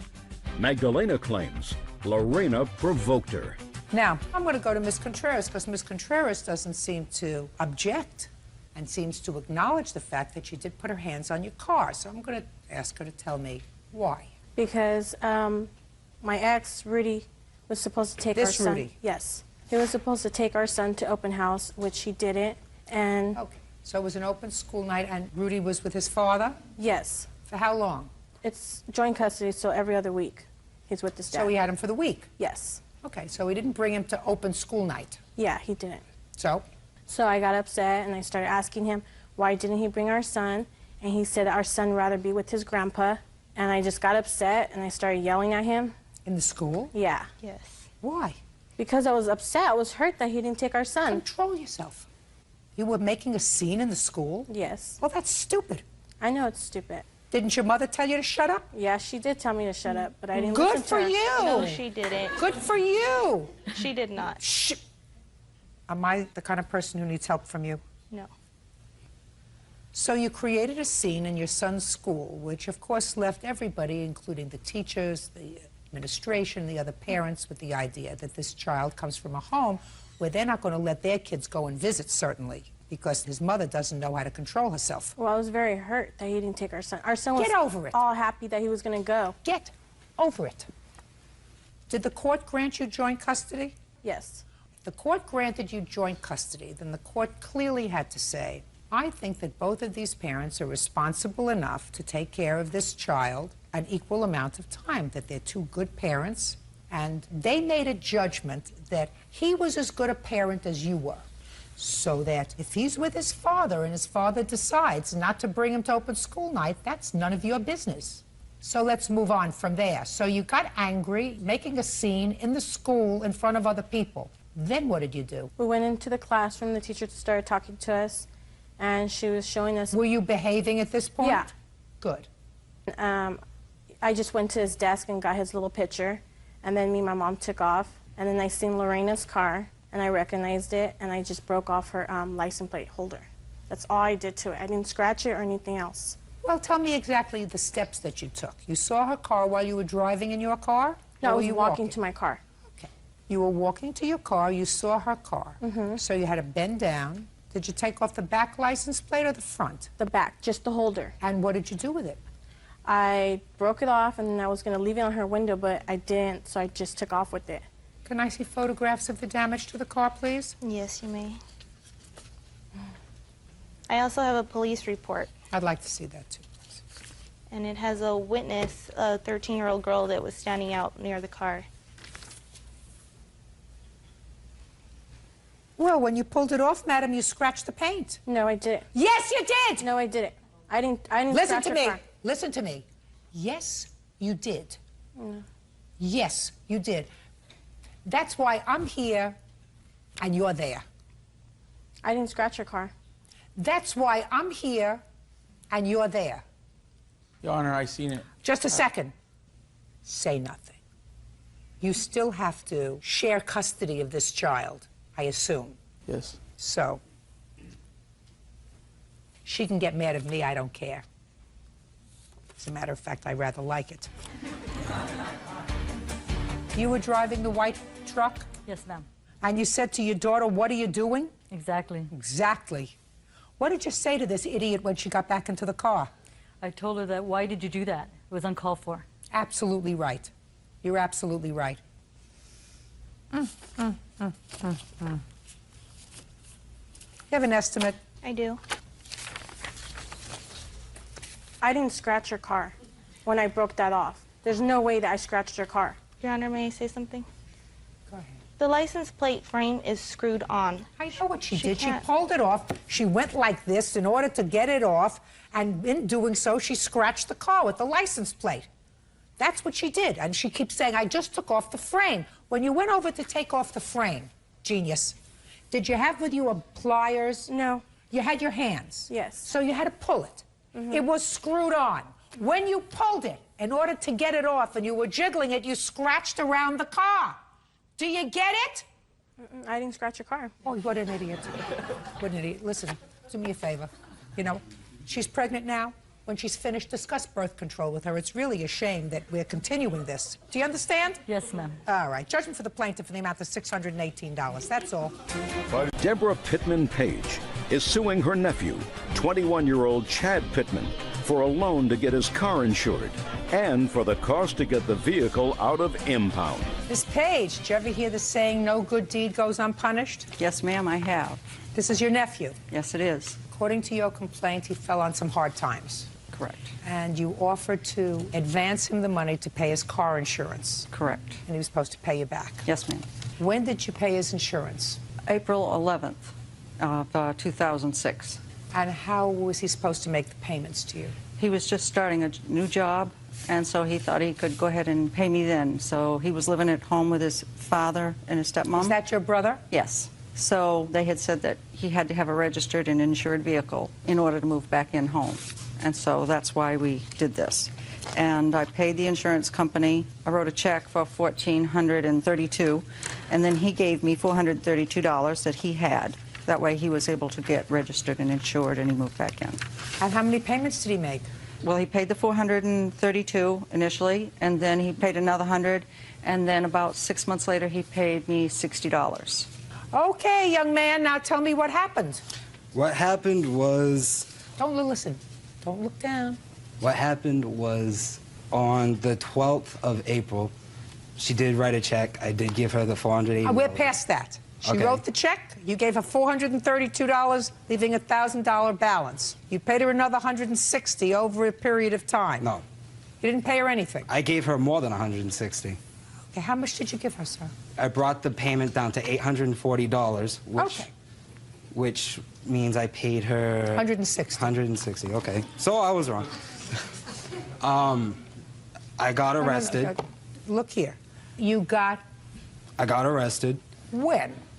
I got arrested on November 7th. So between April 12th and November 7th, you gave her a total of $160. Correct. Why But is that? in between times, I didn't have a job. I told her that I'll give you the money, but I also have to support myself at the same time. So I wasn't always able to give her as much as she had expected. Well, how about anything? Oh, I would give her something. No, you didn't. You gave her $160. April, May, June, July, August, September, October, in 7 months. In 7 months, if you gave her, let's say, $5 a week, which, look at me, mister, look at me. It means going one less time to McDonald's, sir. It means getting one less Frosty Freeze.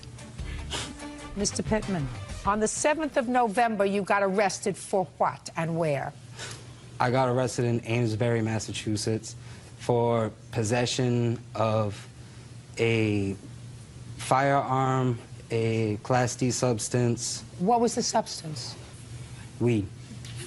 Marijuana? Yes. With the FID numbers filed off, and... The FID numbers filed off the marijuana or the firearm? No, the firearm. And then I was brought into Middleton. You were stopped in your car? Yeah. The car that your aunt had insured? Yes. And then it was impounded. It was? Oh, yeah, it was. It got impounded. She went to the... How did she find out that your car was impounded? Because my dad had found out that I was arrested. She found out she wanted the car to take out, get the license plates off, turn them in, collect the past due, not the past due, but the amount The for balance of the cancellation. insurance. Exactly. So that she would at least have some money back. Right. But she also wanted me to pay the $210. She also has my... $210 for what? For getting the car out of the impound. Didn't you want the car anymore? It didn't matter to me either way. I was going to be in Middleton for more than a year, so... Listen to me. So at that point, it didn't matter to you that the car was an impound. What kind of car is this? 96 Ford Contour. So you didn't care whether the car was an impound. As far as you were concerned, they could have turned it into a toaster. Exactly. Right? Exactly. But didn't you understand, sir, that by letting the car remain there, your aunt was stuck with this $840 payment that you owed her? I had full intention on paying her, but I couldn't justify why am I paying her. She has my car, she has my title, threatened to forge my signature on my title, said that she could get $1,300 at a junkyard for it, tried signing it. She didn't seem to want either, so I just was like, well, make up your mind.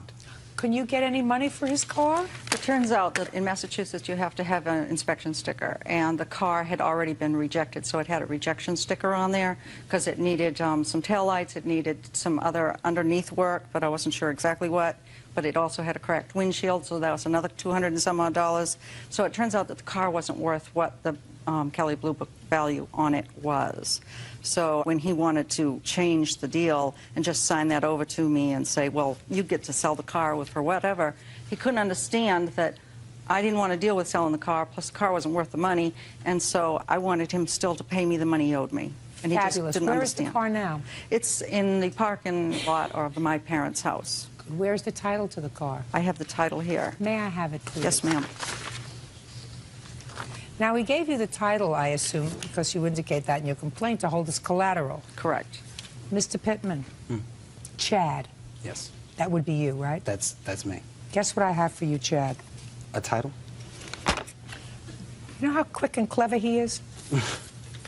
Sharp as a bowling ball. Sharp as a bowling ball.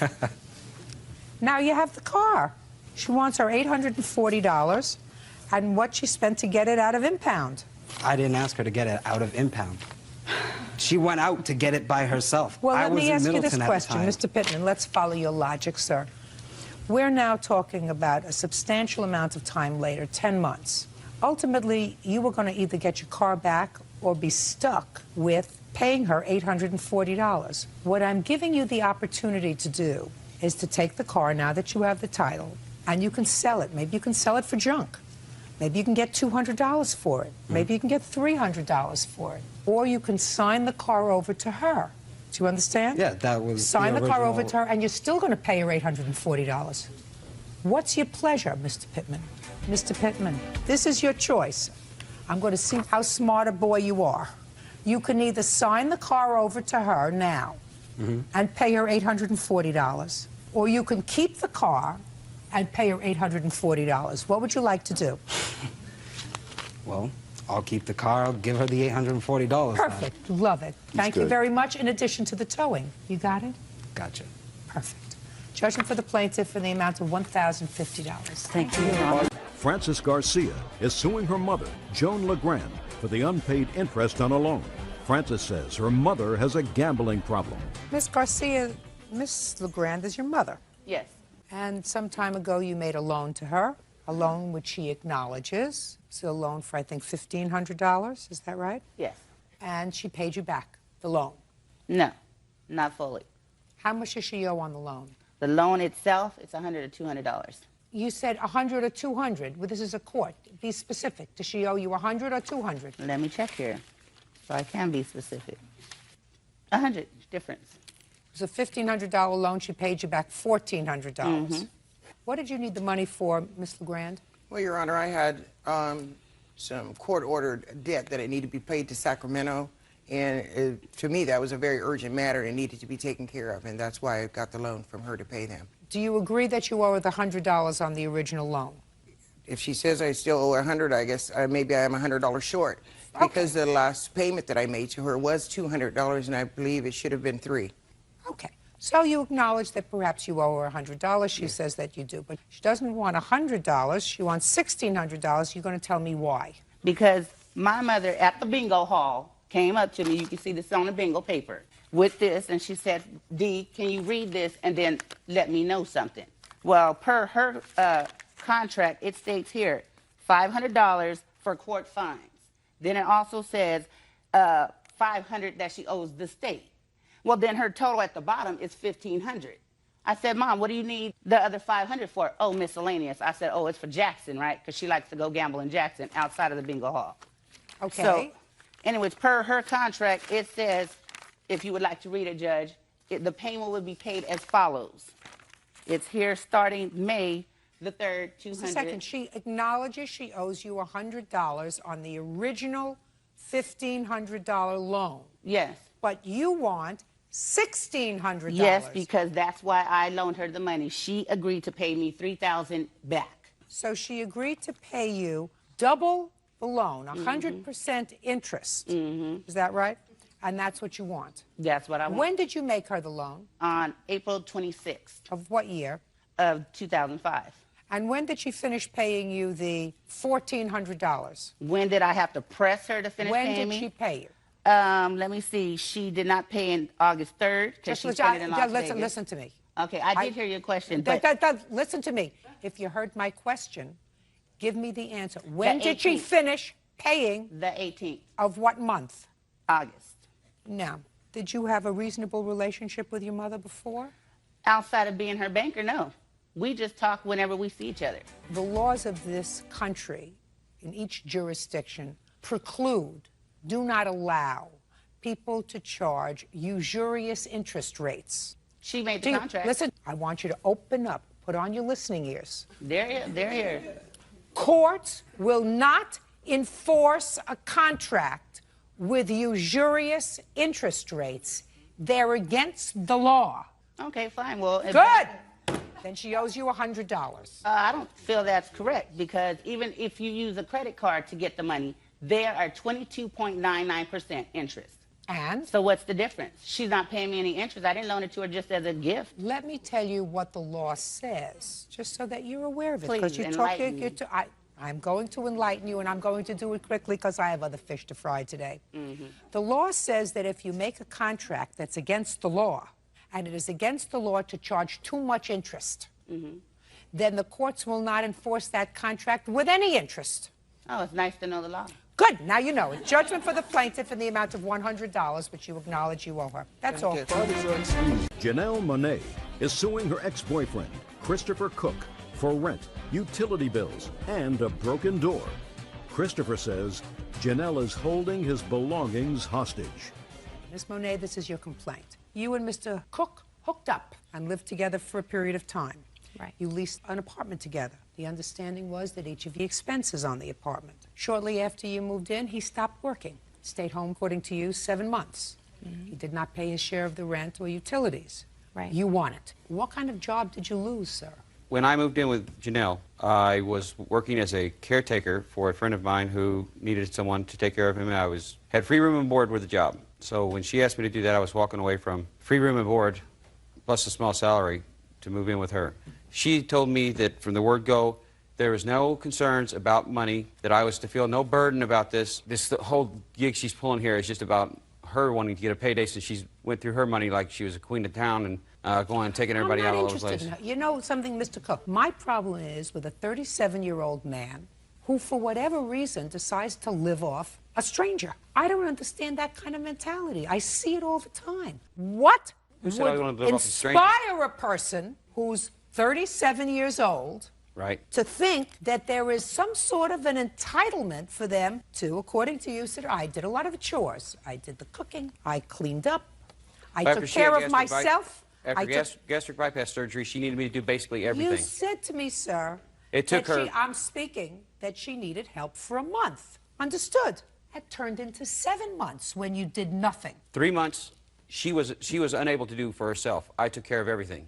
Then I got another job back at a place I used to work before. She proceeded to help me lose the job, basically, by wanting to be up all night with her friends out in the living room while I was trying to go to sleep in the bedroom, She did nothing to try and help. So I ended up losing the job after about a month in time, and it took another month and a half before I got another job. All I wanted from her was to provide an environment where we could both live together. I could go back to work. She was conducive to that and contribute to the home.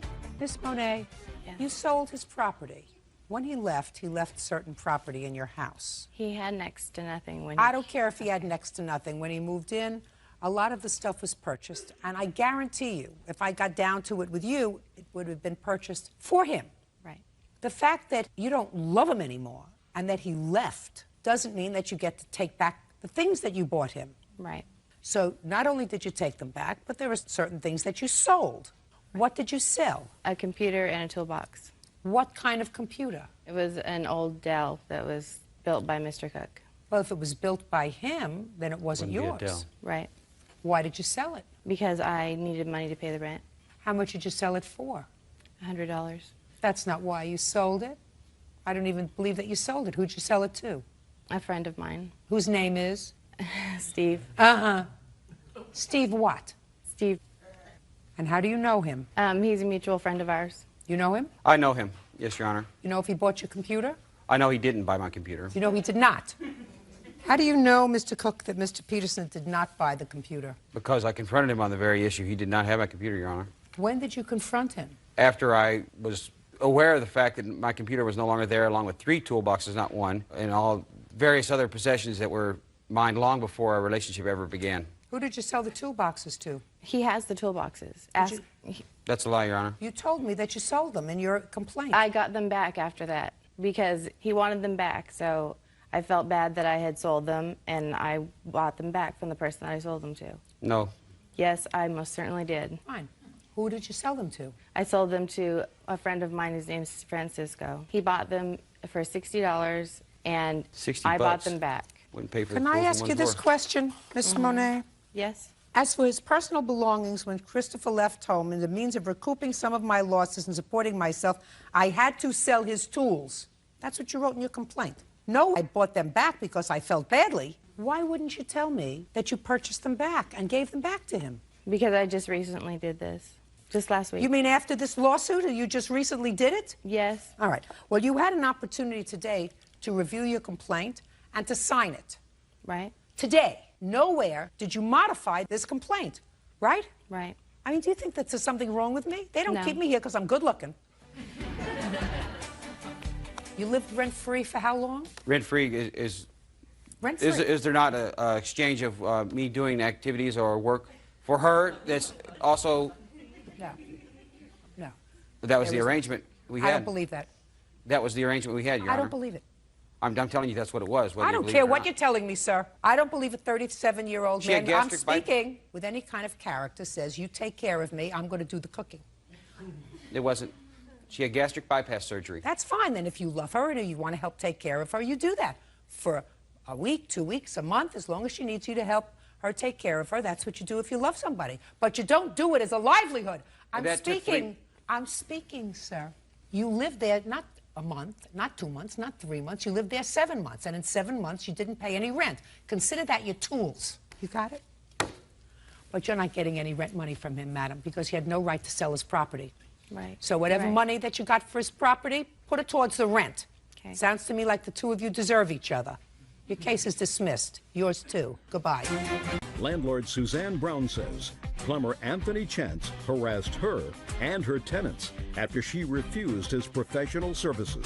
Miss Brown, you own a building. Yes, I do. And one of your buildings had a leak. According to your complaint, you looked in the yellow pages and you found a plumber, the defendant, and asked him to go over and take a look and see what the problem was. So far, is that about right? That's right. He went over there and he called you and he told you what he thought the problem was and what it would take to fix it. That's correct. You paid him for his service call. You eventually found somebody else to fix the problem, paid him less money. And it is your claim that because Mr. Chance was angry that he didn't get the job, he harassed you in a vindictive way by going over and frightening your tenants, telling them that things were dangerous as a result of the shoddy workmanship that was being done in their building. Now, when did you have a leak in your building? That was July 17th. Who had a leak in their apartment? Terry James. Step up. Miss James, tell me what happened in your apartment on the 17th of July. I had a leak about bedroom window. Near the bedroom window? Yeah, down by the floor, by the baseboard. Had it been raining that day? Nope. But the lawn man had watered and watered and watered, and he had forgot to leave the water on. So it was clear water that was coming through? Yes. And you called the landlord? Yes. All right, is that what brought you to the apartment, Mr. Chance? No, it's not. Well, what brought you to the apartment, sir? Well, Suzanne Brown gave us a call on the 17th, and we went out to the property and did an inspection of the property. When we entered the tenant's unit, we found that the tub was full of sewage. There was about... That's a lie, Your Honor. Shh, just a second. The bathtub? The bathtub was full of sewage? Was full of sewage. Is that right? No, not full of sewage. Is that right? That's a lie. That's a lie. There was no sewage in the tub at all. He wasn't even the man that came out. The man that came out, he ain't even here, I guess. Really? The man that came out walked around the house, went around to the front, got on the phone and called this man. Did he come at that point? No, he didn't. He never showed up. He showed Not up. that day? No. Is that right, sir? I was there on the 17th of July. I did not go in her unit. But Just a minute. So you didn't go into her unit? I did not. So you didn't see anything in her unit on the 17th of July? I saw sewage all around the perimeter of the outside of the building. You did not go into her unit on the 17th? I did not. Good. Do you have a copy of the receipt that you got? Yes, I do. His company? He sent that to me. Okay. They say that in the front unit, they have water standing in the tub. Someone has inserted the word sewer water standing in the tub in this. This is the way you received it? Exactly. Okay. Now, when did you call somebody else? On what date? I had actually called, there's a plumber that I always use. I had actually called him. The problem was that when I found out about the leak, it was a Sunday, and he wasn't available, and I wasn't sure how big it was, and I wanted to fix the issue. Is this your regular plumber? Yes. Sit down. Step up, sir. Tell me your name. My name's Mike Howard. How long have you been working for the plaintiff? Oh, probably since about '02. You familiar with this unit? Yes. When did you go out to the unit? The day after, the Monday. Tell me what you found when you went out there on the 18th of July. The water from the sprinklers had went over the foundation. Your Honor.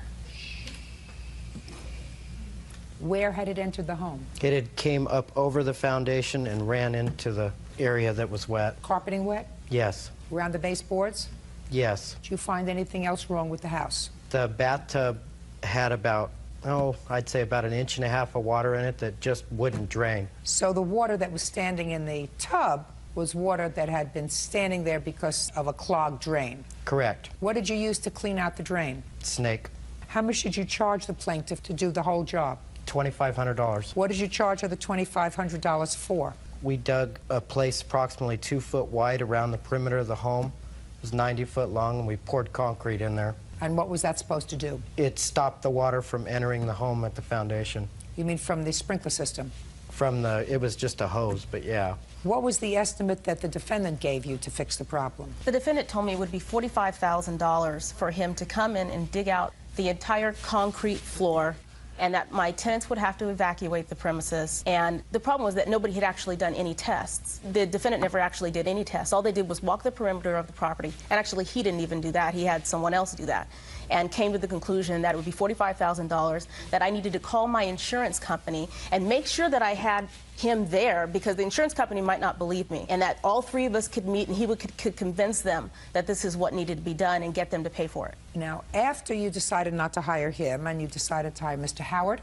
Correct. Tell me what you claim he did to harass you and your tenants. Well, on that Monday, when he had gone out and he had started working on it, when I came back that night, I had received numerous calls from Terry James, and I had 2 messages from Tony Chance. The first one said, I tried to run your credit card for the $69 service charge, and either you gave me the wrong number or I wrote it down wrong, and you really need to give me a call as soon as possible, otherwise we're going to have problems. The second message I got said that, I still haven't heard from you. You must be avoiding me. And by the way, I happened to go out to the property today, and I saw that you had some repairs going on there.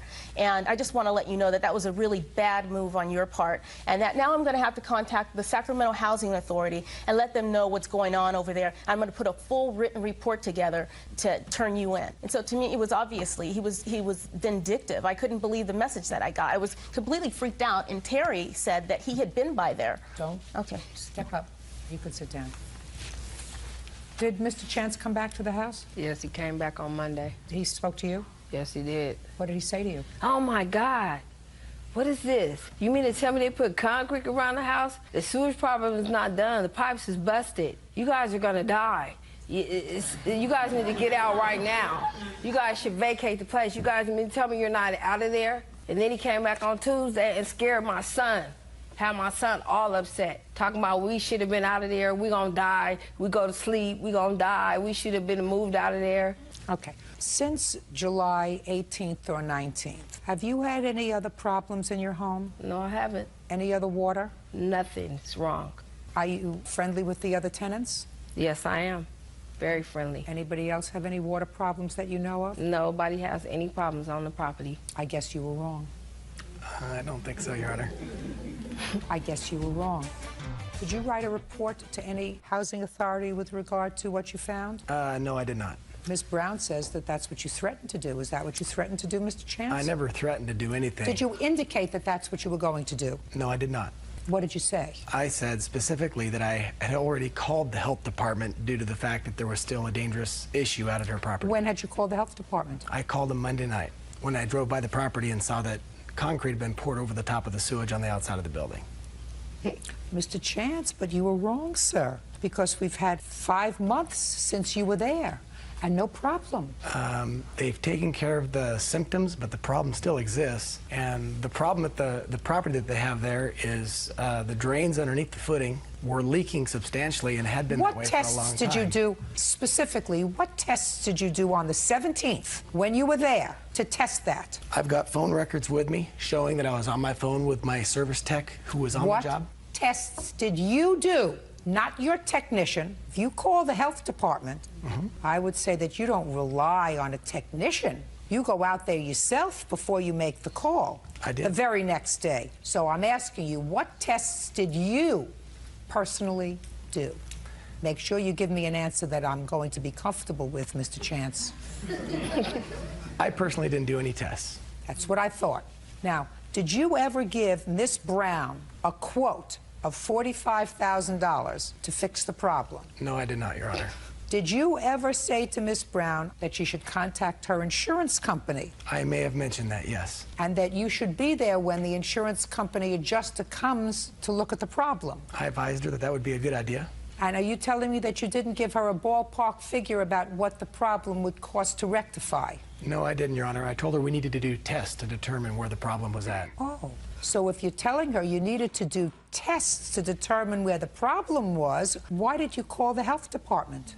Well, we knew that there was a problem. We didn't know which bathroom was leaking or where the problem was at underneath the slab because the whole area underneath the house was saturated with sewage. What made you think, sir, that the whole area under the house was saturated with sewage? Because my technician went into the other unit, the back unit, and ran a sink for 20 minutes, and the water proceeded to come up in the carpets in the front bedroom of the front unit, which indicates a backed up sewer main. And you think that that just happened once, sir? I went by the job on Sunday night. Yeah? Because Suzanne had agreed to meet me there Sunday night. Yeah? And I was sitting in front of the property. I did not go in either of the units, but I saw the sewage around the perimeter of the building. I sat there for maybe 5 minutes, and then Suzanne called me and said, "I'm sorry, but something's come up. I can't meet you. I'll have to do it on Monday." So I left the property, but at that point, I was able to witness the wet sewage all the way around the outside footing, and it definitely was What made not you from- think it was wet sewage, sir? Based on the description that my technician gave me while he was in the home. Mr. Chance, you want to know what I think, sir? What? I'm going to tell you what I think. I think that you were really annoyed with Miss Brown because she decided not to use you to fix this major problem and did you out of a really expensive job because he came out and said he ran a snake in the tub, the water went down, and she's had no more problems. 5 months later, your technician, Zippo, nothing, left the standing water in the bathtub and did nothing. What you did was you decided this was a big job. The entire foundation of this house had to be ripped up. Call your insurance company and let them know. All has to be redone. And then somebody else came and did it, and you were annoyed. And you didn't call the health department until after you were advised that she had gotten somebody else to fix what she perceived to be the problem or what she was told by a professional was the problem. That's vindictive, sir. What else? I actually ended up filing a police report against him because I became scared. It's like he turned into this psycho plumber. And he was just annoyed. It was a $45,000 job that went out the window because you got somebody with a snake to fix the problem. Judy, could I have some evidence? My friends call me by my first name.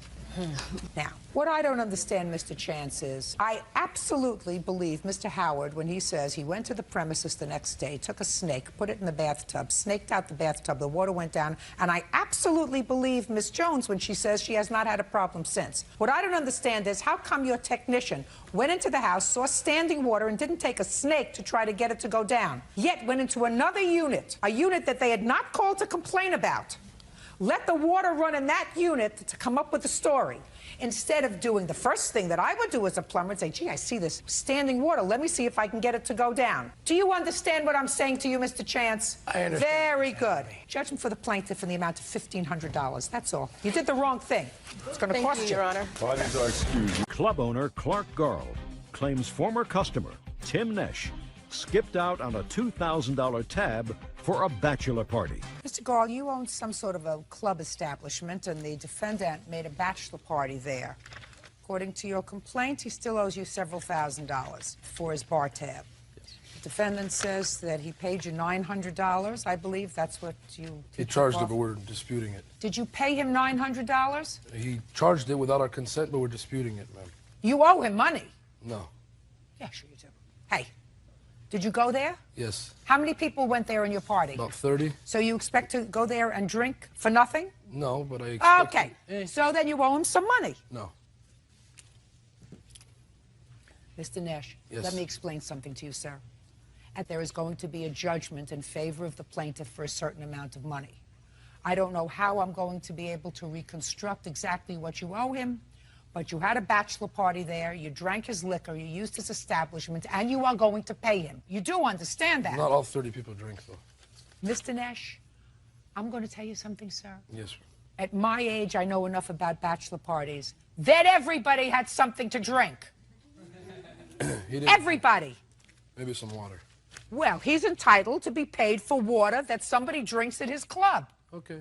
Now, you had 30 people at this bachelor party. What were the financial arrangements, Mr. Garl, with regard to the per-person charge, exclusive of alcohol? The party was set up for January 13th with Christina and Tim. Christina, stand up. Christina is my event coordinator for... Okay, event coordinator Christina, who has a last name which is? Perez. How much were you charging per person to come into the club? $10. So that's $300 if he had 30 people. Correct. Now, did you ask for a guest list? Yes, I did. When did you ask for a guest list? At the time that we arranged the party. And what did Mr. Nesh say? That he wouldn't be providing a guest list because he wasn't sure how many guests he would be bringing to the club on January 13th at the bachelor party. Well, how did you expect Mr. Nesh to figure out how many people were going to be charged for the $10 entrance fee? We did a head count on the way in. And how many were there? 30. You have a list of those 30? I don't know. How many were there? Over 40. There was more like 55. That's because they're letting people in on their own. So. Just a second. At 40, we quit counting. If he acknowledges 30, there were at least 40. Okay. Wow. Shh. You may not lose this whole thing, Mr. Nash, but don't start on the wrong side with me, sir. Okay. When you use somebody's business, you have to be prepared to pay for it. It should also protect you as well. I mean, they should let people in with knives. Mr. Nash? Go ahead. If you choose to have a bachelor party with 40 people, sometimes things get out of hand. Was this the only place you were going that evening? Yes. And you started out there? Yes. What time? About 10:30, 11. What time did they get to your place? 11:30. What time did they leave?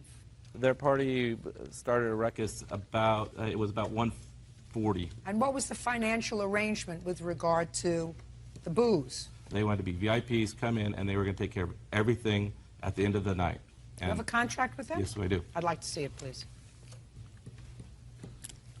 What do you do for a living, Mr. Nash? I own a car audio business. So you're a businessman? Yes, ma'am.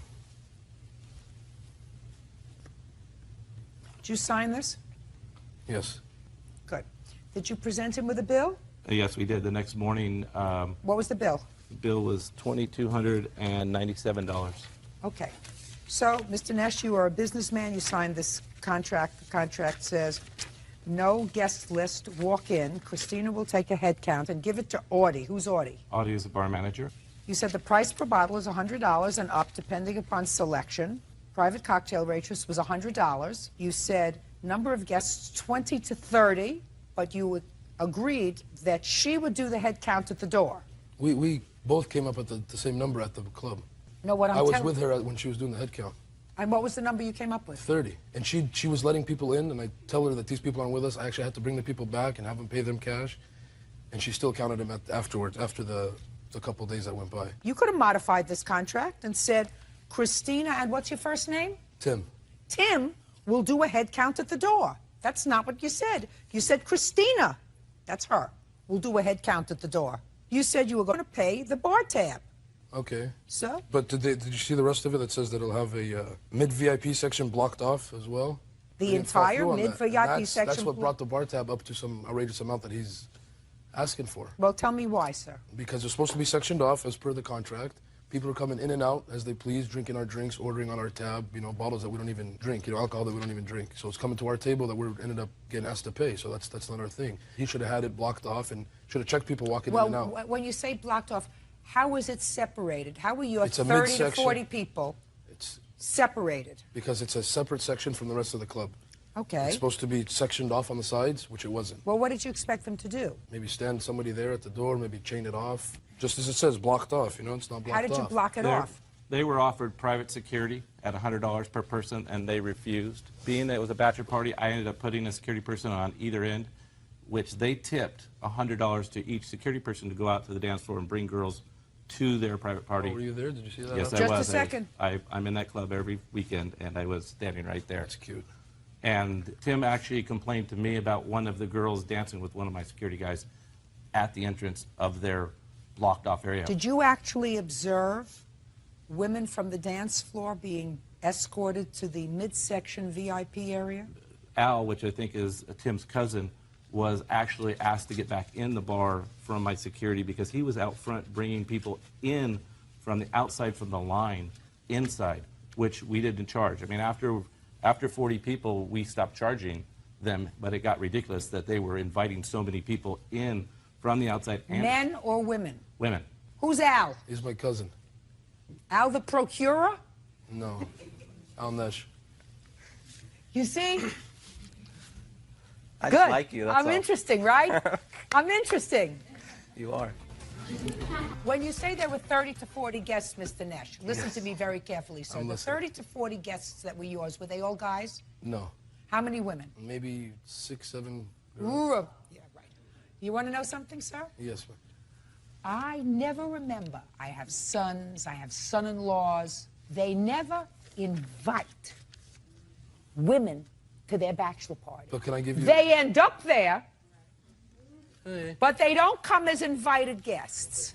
Al, the procurer, may have gone outside and No. brought some women in to dance. Stop laughing. Not helping him. He's going to be angry after you leave that you hurt his case. Do you I'm understand? just smiling. Do you understand? Can I ask you Okay. something? No, you can't ask me anything, sir, because you know why? Why? I have spent a lifetime in this profession so that I don't have to answer your questions. You have to answer my questions. I don't answer your questions. That's not fair, though. I thought a Yeah, judge was you supposed want to be fair? fair. You want fair? I was just wondering You if a want judge was fair? supposed to be fair. In Washington, D.C., in the Supreme Court, you get fair. Here, you get me.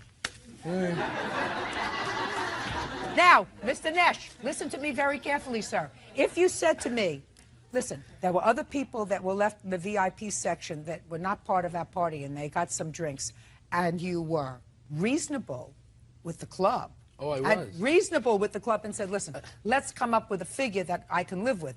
We had 40 people there that came in, and maybe we brought in another 10, 15 women because we were all dancing, you know, and the women were also drinking. So maybe in total we were 50 people. Times 10 is $500. Now let's say each one of them drank $20 worth.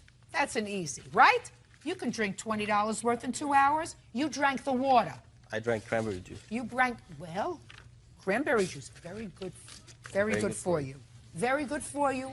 Also expensive.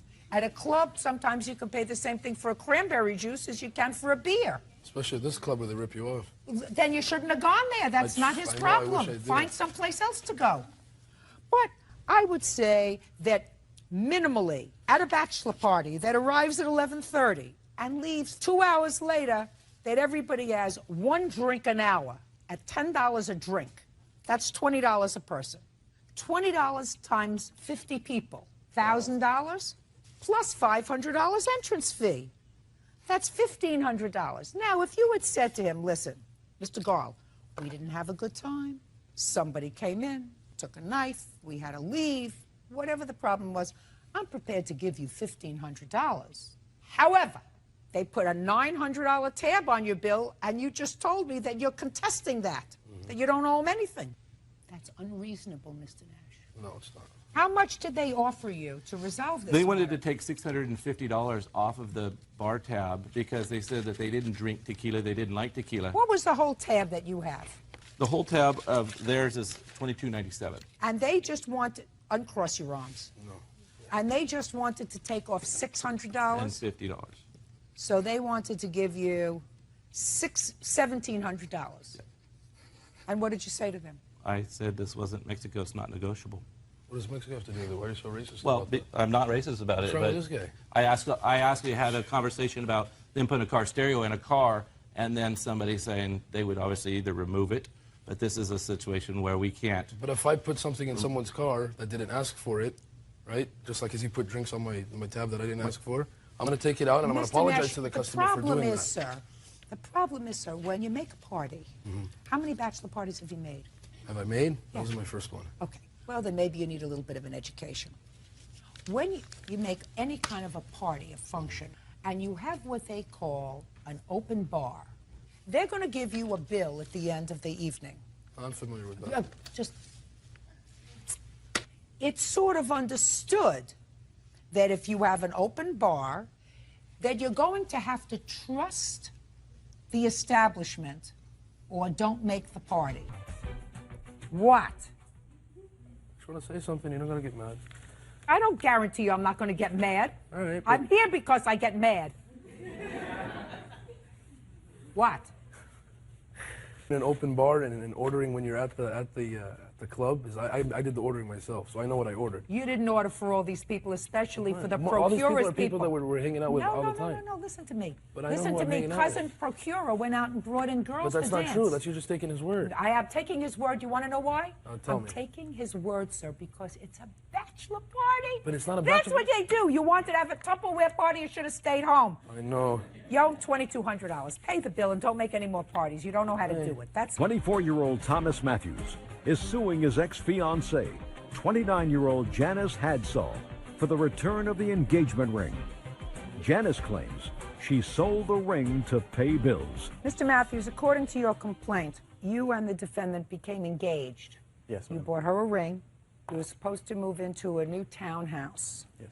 So far, that's correct. Is that right? No, Thomas and I had never gotten engaged. According to your complaint, you bought her an engagement ring. Yes.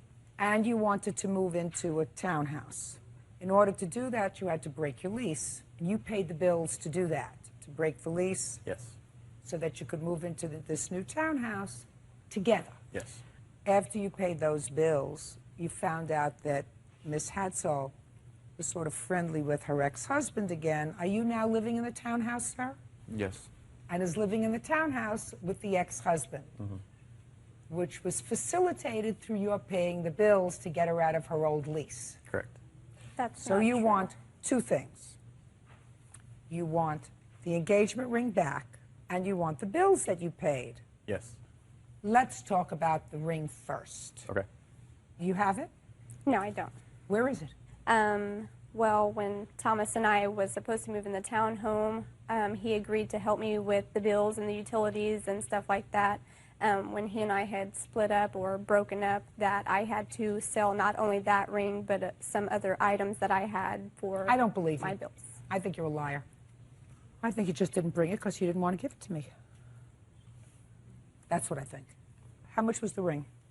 $2,069.56. Describe it to me. It was white gold.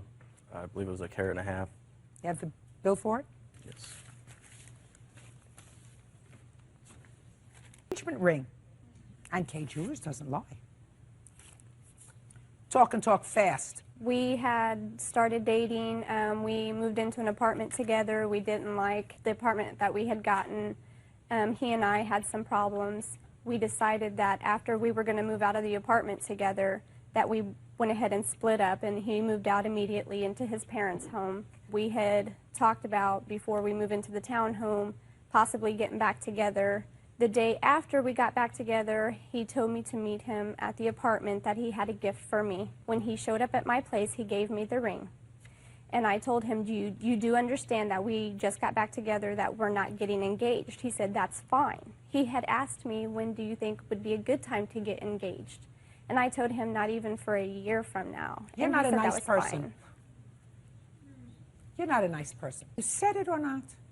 Bottom line is, you're old enough to know what an engagement ring looks like. And if you accept it, and if later you go back to your ex-husband, you be a nice person, and you give him back his ring so he doesn't feel like a fool. Do you understand? Yes, ma'am. Do I make myself clear? Yes. Let me tell you about the bills. Sometimes in a relationship, you are either the dumper or the dumpee. You got dumped on. The second part of your claim is that you got dumped on because you paid the bills to get her out of a lease so that she could move into a place that she really liked. And she did move into a place she really liked, only not with you. That's something that's not nice, but it's not something that's actionable in a court. Okay. Do you understand? Yeah, I do. When you filed for divorce against ex-husband, were you the plaintiff or defendant? The plaintiff.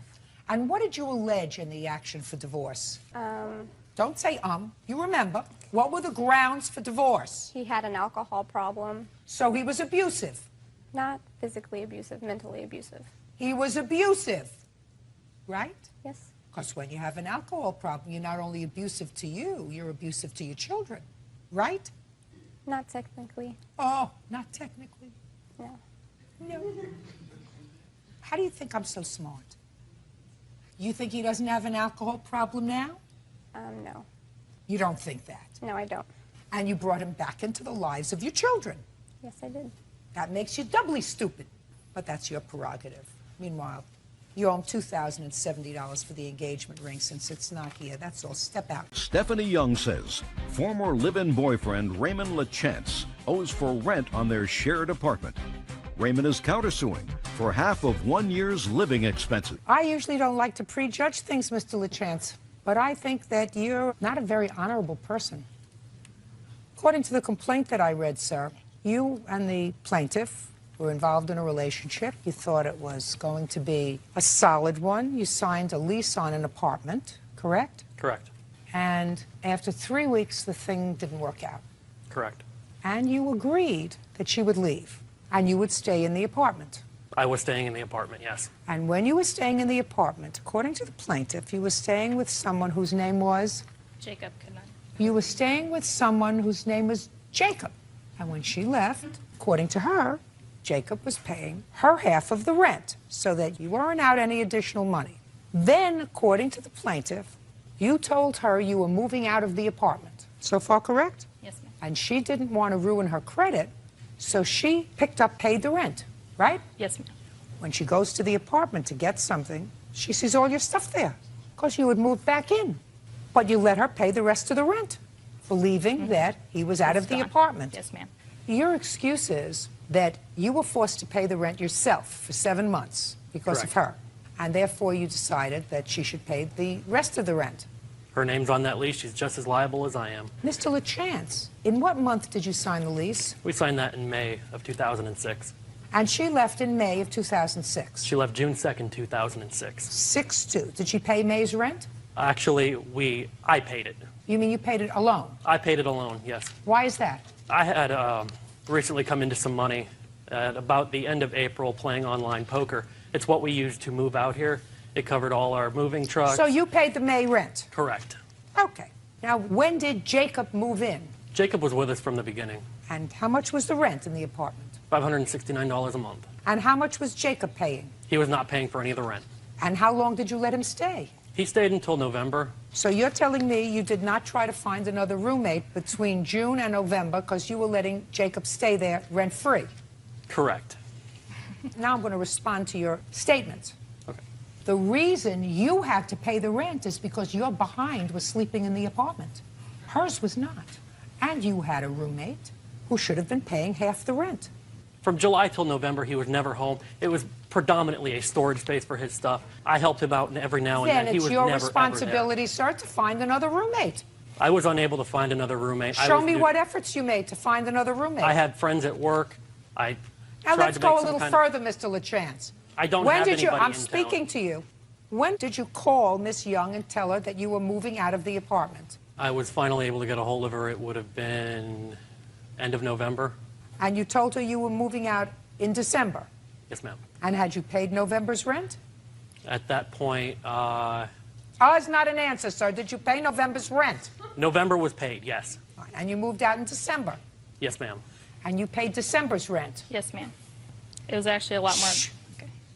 So you called her and let her know that you were moving out in December, and if she wanted to keep her credit, she better start paying the rent. Yes, ma'am. When did you move back to the apartment, Mr. LaChance? I moved back in January of 2007. So you were out of the apartment for 1 month. Yes, ma'am. Did you call and tell her you moved back? I was unable to get a hold of her. Did you call and I tell called. her you moved back into the apartment? I called, yes. So that I assume you paid January's rent. I did not pay January's rent. I assume you paid February's rent. I did not pay February's That's why I told you when we started this case that I thought your behavior was abominable because it was dishonest, totally dishonest. Moving out is one thing. Saying, listen, I'm moving out of the apartment. Your name's on the lease, my name's on the lease. I lived here for the last few months, so I paid the rent. But now I'm moving out, just like you moved out. So I think if we want to both keep our credits intact, maybe you don't need it because if you make a living doing online poker, maybe you don't need your credit intact. She does. So maybe we should just join forces, pay this lease out, whatever. But that's not what you did. You were able to contact her when you wanted to move out. But when you moved back and knew that she was going to be paying the rent and you were going to be living there rent-free, then you couldn't contact her. That's not very nice, sir. Now, when did you find out he was still living there? I had the locks changed March 26th, and he called So me. you paid December, January, February, and March? Yes, ma'am. I also paid April. And April. When did you go and check the apartment? Well, I moved back to Florida, and the apartment's in Texas, so I couldn't just go there. And I said, I want to have the locks changed because I believe someone's still living there. What made you think someone was still living there? Because once he stopped paying the electric bill, it went back into the apartment's name. So they were getting the bill, and she was sending it to me. So if there's electric, someone's living there. So I said, I would like to have the locks changed. I paid the $25, and I got a call from Raymond that night saying... I'm an authorized tenant in that place. There was no reason to have me Mr. locked out. LaChance, don't you understand? You did something that was amoral, dishonest, dishonest. Don't you get it? To me, dishonest was leaving 3 weeks into the lease. No, Mr. She committed LaChance, herself that's for a year. ridiculous, sir. You weren't getting along. I don't even care why you weren't getting along. You were dishonest. You said, I'm moving out, and then you moved back without telling her. And the only time you contacted her again, and you were able to contact her again, you said, I couldn't call and tell her I was moving back because I couldn't contact her. So you were able to call her when you were moving out, and you were able to call her after she changed the locks. But you couldn't call her that critical time to tell her you were moving back into the apartment. She didn't have to pay the rent anymore. I had left voicemails. I had sent Listen to messages. me. Dishonest. What kind of work do you do? I am a waiter at a restaurant. What else do you do? I play online poker. Dishonest. So you owe her for rent for 5 months. You also owe for the electricity while you were there. How much? It was $2,100. Now, it's my understanding from your complaint that you have a witness who is able to testify that for the first few months after you left, the rent was paid. Yes, ma'am. Call the witness. I would like Jacob Knudsen to come out. You swear to tell the truth in these matters? Yes, sir. State your name for the record, please. Jacob Knudsen. Okay. Do you live in the apartment with Mr. LaChance from June until December? I left early November, but yes, June is correct. When you were there in June, July, August, September, and October, those 5 months, did you contribute to the rent? Most of the time. The only month that I was not able to contribute to my full share of the rent was the beginning of October, due to the fact that I lost my job. I don't care why you didn't contribute in the month of October. You didn't contribute in the month of October. Yes. You paid rent in June? Yes. How much? $285. And you gave that to him in check or cash? Cash. That was June. What about July? Yes. You paid him in July? Yes. August? Yes. The full amount, to either $285, yes. What about September? September, yes. But not October? No. And what happened in November? November, I was still out of work, and I contacted my mother and borrowed $400 from her in order to pay my half at the beginning of November. I have a Western Union voucher right here. Can I see it, please? Yes. The Western Union voucher that states that I got $400 from my mother in order to pay my half of the bills. So if Mr. LaChance said that you were there and you stayed there sporadically, I was not home very much, yes. And that you did not pay any rent to him at all, would that be the truth or a lie, sir? A lie. And you were his friend? Yes. Who do you know longer? I know them both about the same amount of time. But you stayed with him? Yes. When she left? Yes, in order to help him with the bills. Perfect. Good.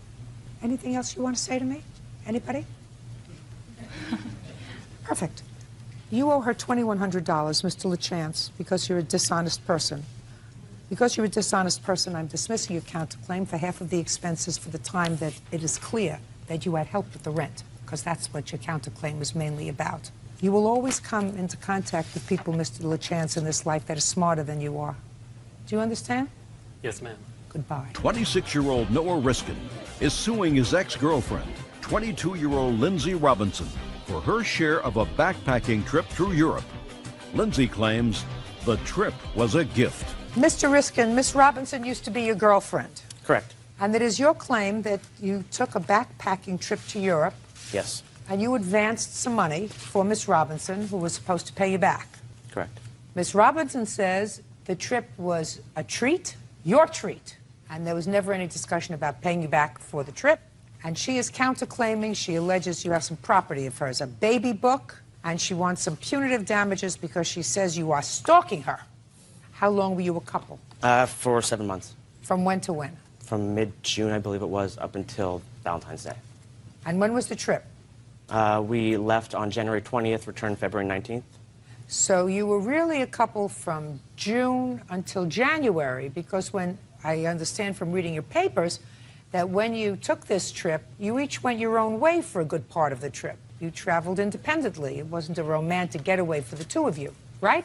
Correct. You didn't live together, did you? We did. You were living together. Yes. You had enough of each other from June to January. You wanted to be a little separated? My intention of going to England and Scotland was to backpack, to go as many places as I could. Lindsay told me that she wanted to get a feel for life out there and stay in York for a week or two. Wonderful. Terrific. How come you advanced the money? Lindsay came up to me after the tickets were purchased and said that she had talked to some friends of her back home, and they told her that she needed roughly $1,000 per week, conversion rate being about 51 cents per pound. I'm sorry, $1 per 51 pence. Oh, please, let's move on. She did not have that money. I offered a loan. I asked you what was said. Don't say I said to her, I will give you a loan. I want to hear what was said by her and what was said by you. Do you understand? And if it doesn't sound right, it's usually not true, Mr. Riskin. You get it? I did. Good. So I went ahead and loaned her the $2,500. Okay, Miss Robinson, since he can't get it together, I want you to tell me how it came about that you, A, took money from him for the tickets, and B, took money from him for spending. I think it was $2,500. Yes. Tell me how it came about. He told me he was going. I told him I couldn't go with him. He asked me to go. I said I want you to keep your voice up and speak slowly so that I can hear you. Okay. He said he was going to Europe on a backpacking trip. I said, I can't go with you. I was going to use the month to move out anyway. He said, go with me, go with me. You were going to use the what? I don't hear you. I want you to tell me how it came about that you took money from him for the tickets and took money from him for spending. The month that he was going, I said I'm going to move out and see where it goes from there. So look at me. I told him to let me know when he bought the tickets and I would make a decision because he kept asking and asking. So when I called him, he said he bought 2 tickets. I'd said no, and he bought the ticket anyway. As far as money goes, I told him, well, I still don't have the money to go, and he offered to give me money for that, too. We went to the bank together. He deposited it into my account. What's wrong with you? I listened to him, I guess. No, you didn't listen to him, I guess. If you were not happy with him and if you were moving out, why did you take all that money from him? Because... Because why? Because I thought he was doing a nice thing. He told me it was going to be a gift, and I believed him. And he told me he didn't want the money back. That's not my question to you. I'm talking about being a moral person. Let's say I believe you, which I'm not sure I do. Let's say I believe you. Why would you, since you knew that he was anxious for you to go, since you knew that he was anxious for you, perhaps not to break up this relationship that you had had for 7 months, why would you, knowing what you knew, take money from him? Because as soon as you came back, you broke up, right? Right? Before we got back, we broke up. Well, before, but you already got yourself there on his ticket, and you already had $2,500 of his money. Yeah. Well, that's wrong. I know. I know. I thought it was something that it wasn't, and I should have listened to my gut. I thought we had an understanding, and we didn't. What kind of understanding? We discussed it before, and we had the understanding that it wasn't going to be romantic, that we were both going to go our separate ways, and that it was a gift. Because I told him I couldn't go over and over, and he insisted that he wanted to do something nice for me. He called my dad and told him about it. He told my best friends about it. Knowing that we would break up, he told them that. And so I thought we had an understanding. Yeah, I want to tell you something. If it doesn't make sense, it's usually not true. What nice thing had you done for him? I don't know. I was with him. I mean... Well, he was with you. You exactly. mean that's a gift that you were with him? We just had... What kind of spectacular thing do you have that other people don't have? Nothing. Huh? Nothing. Nothing. I didn't think so. I mean, what do you bring to the table that millions of other people don't bring? Why in the world would you think that he would invest a whole bunch of money in taking you away if he didn't think that by doing that, perhaps you could rekindle your relationship? That's what he did think. I know it is. Then you did the wrong thing by taking it, knowing that it wasn't going to work. I didn't... Okay. How much was the ticket? The ticket was $531. And how much cash did you give her? $2,500. Okay. Forget the incidentals. You're lucky we're going where we're going. Do you understand? I'm going to hear your counterclaim. And I must tell you, Miss Robb, other things to do today. You want your baby book back? I want my... Yes. Why did you take her baby book? The baby book was actually left.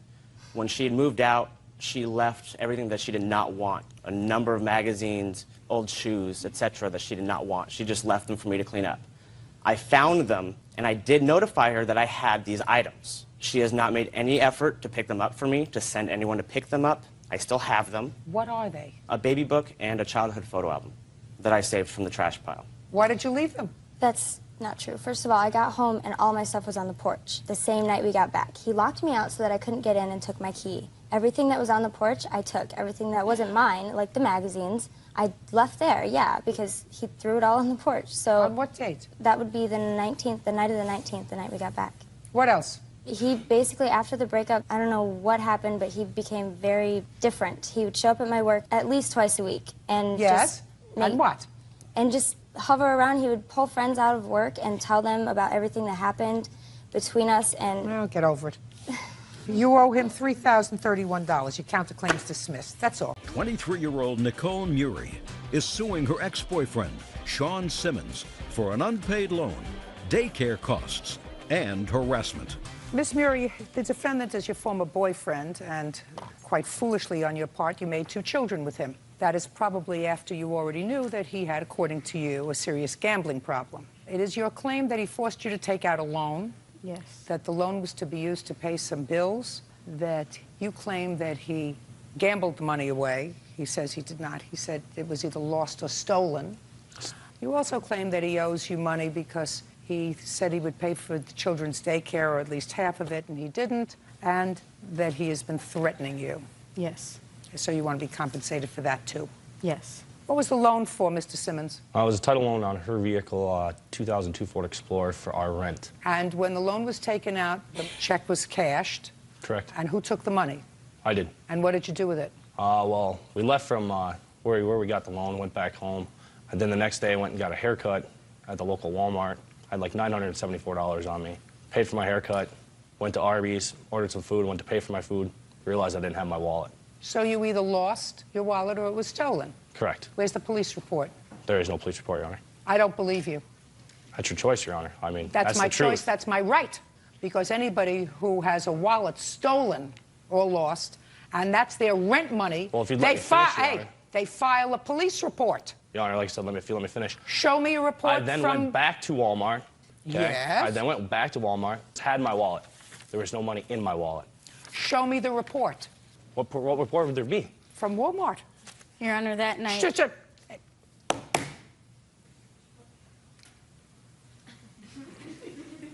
There would be a police report that you were the victim of theft. Even if that were not the case, let's say you left your wallet on the counter when you got your hair cut. You're responsible for the lost money. No, I'm not, Your Honor. I don't care whether you say you are or whether you say you aren't. That's why you're here, sir. That's why I went to law school. And what do you do for a living? I'm currently unemployed. That's why I went to law school and you are unemployed. All right. How much was the loan? $1,000? It was $1,010.50. Okay. Now, give me in 30 seconds or less how he's been harassing you and threatening you to the extent that I'm going to compensate you for that. Ever since we moved up to my mom's house, and then we moved out into a place of our own, and ever since then it was threats daily. Then you leave. Calling. Then you leave. I didn't want to rip our family apart. Well, that's too bad. Then you don't come in and complain about it now. You Well, left, ultimately, correct? Yes, I did, and Very I got good. an OFP. A protective order? Yes. Perfect. Good. That's what you should have done before. Now, tell me about this money owed for daycare. I pay daycare for our two youngest children. I pay my mom $50 per kid per week, so that totals $400 a month. Yes. And I've always paid the daycare. He has never helped take care of any of his kids. He's got 5 kids, and he doesn't support any of them. He had 3 before he had 2 with you? Yes. You should have had a clue. Yes, I should have. You should have had a clue before you had 1. You should have had a bigger clue before you had 2. And unless you could prove a contract with Mr. Simmons to pay half the daycare, you will address that issue when you take him to court for support. I never knew anything even about the daycare, Your Just Honor. listen to me. Does it sound like I'm against you right now on the daycare, sir? So why don't you just keep your mouth... I don't want you to make a point. I want you to be quiet unless I ask you a question. Okay. Perfect. Do you understand? Yes, and child support is pending. Good. When you have a child support order against him, then he will have the parameters of his responsibility with regard to these 2 children. And if he fails to pay the child support order, and if that judge has any gumption, she'll put him in jail for non-payment of child support. But unless you have a contract with him, oral or written, with regard to payment to your mother for watching your children, he's not responsible for it. Do you understand? Yeah, but he's always told me he'd help me out. Well, help when you it out is not a comes to the contract. kids. Help you out is not a contract. And I Right do now, help he her owes out. you $1,010. That's for the money that he either lost or stole or gambled away. Anything else? Perfect. Thank you. Judgment for the plaintiff.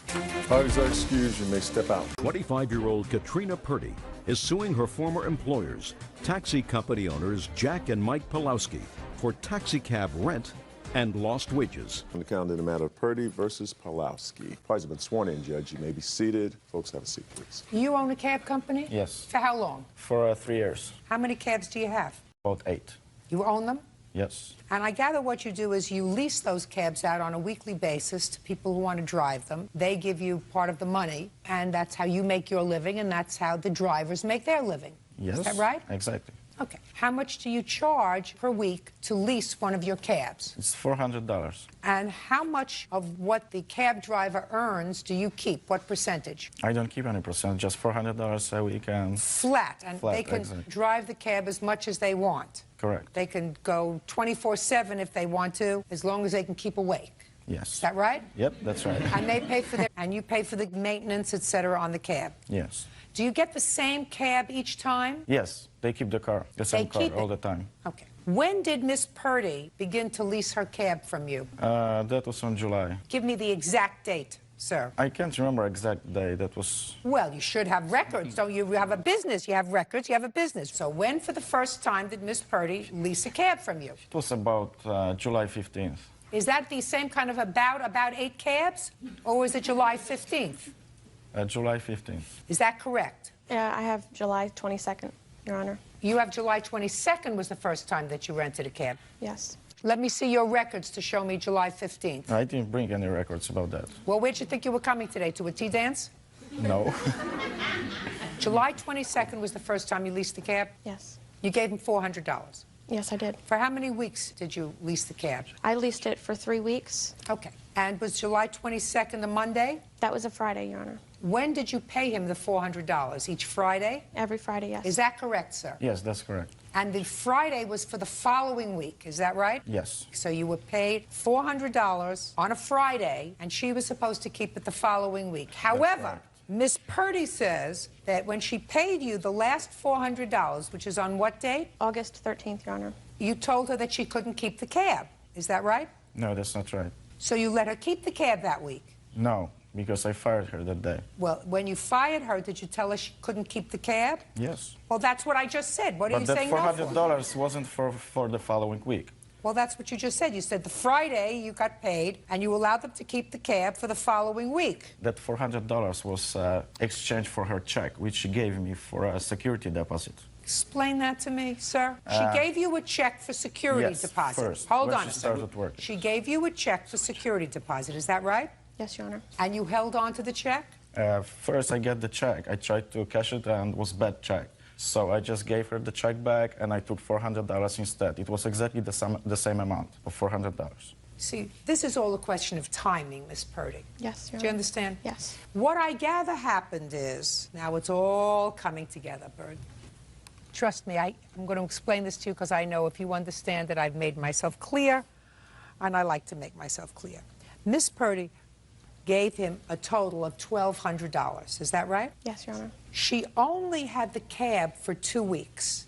Is that right? It was 3 weeks. You used the cab for 3 weeks? Yes. Well, if you used the cab for 3 weeks and you gave him $1,200, what are you complaining about? The $400 was for deposit for a hold on the check. No. What I'm asking you, Miss Purdy, is as follows. You say you gave him $1,200. I gave him $400 every week. You say you gave him a total of $1,200. All the money that you gave him, for whatever reason, was $1,200. Well, then that doesn't include the $400. You're right. Okay, so you gave him $1,600. Yes, Your Honor. You gave him $1,600, but you only used the cab for 3 weeks. Yes, Your Honor. Got it? I got it. The last Friday that she leased the cab, she hands him cash, $400. You take the $400, correct? Yes, correct. And then you say to her, you're fired. No, but Shh, just a second. Okay. You're fired, and I'm keeping this $400 for the security deposit check because you scratched the car. You damaged the car, which is what the security deposit was for. Is that right, sir? That's right. Right. That's simple. Don't shake your head no. That's what happened. Because if he had said to her, you were doing the talking, or was he doing the talking? But I gave Who her was the check doing the back. talking? We were together. Who was talking to her? I was talking, he was talking. All I want to know is, before she handed you the $400, did you say to her, we're firing you today? No, Of course not. So you got the cash first. because I didn't trust her with the check. You following me, sir? You took her $400 because you were afraid that if you told her she was fired, she wouldn't give you the $400. No, that's not the reason. I was afraid that the check is bad, like the first one. Just a second. She didn't give you a check. She was giving you cash. Yes, but she gave me check first. I Because she didn't understand. have any money, Mr. so she gave me a check. Listen to me, sir. If you would have said to her, I'm firing you today, you owe me money for scratching the car. I don't know how much that's going to be yet, but you owe me money. We'll have to straighten that out. Do you think she would have given you the $400? Probably not. Right.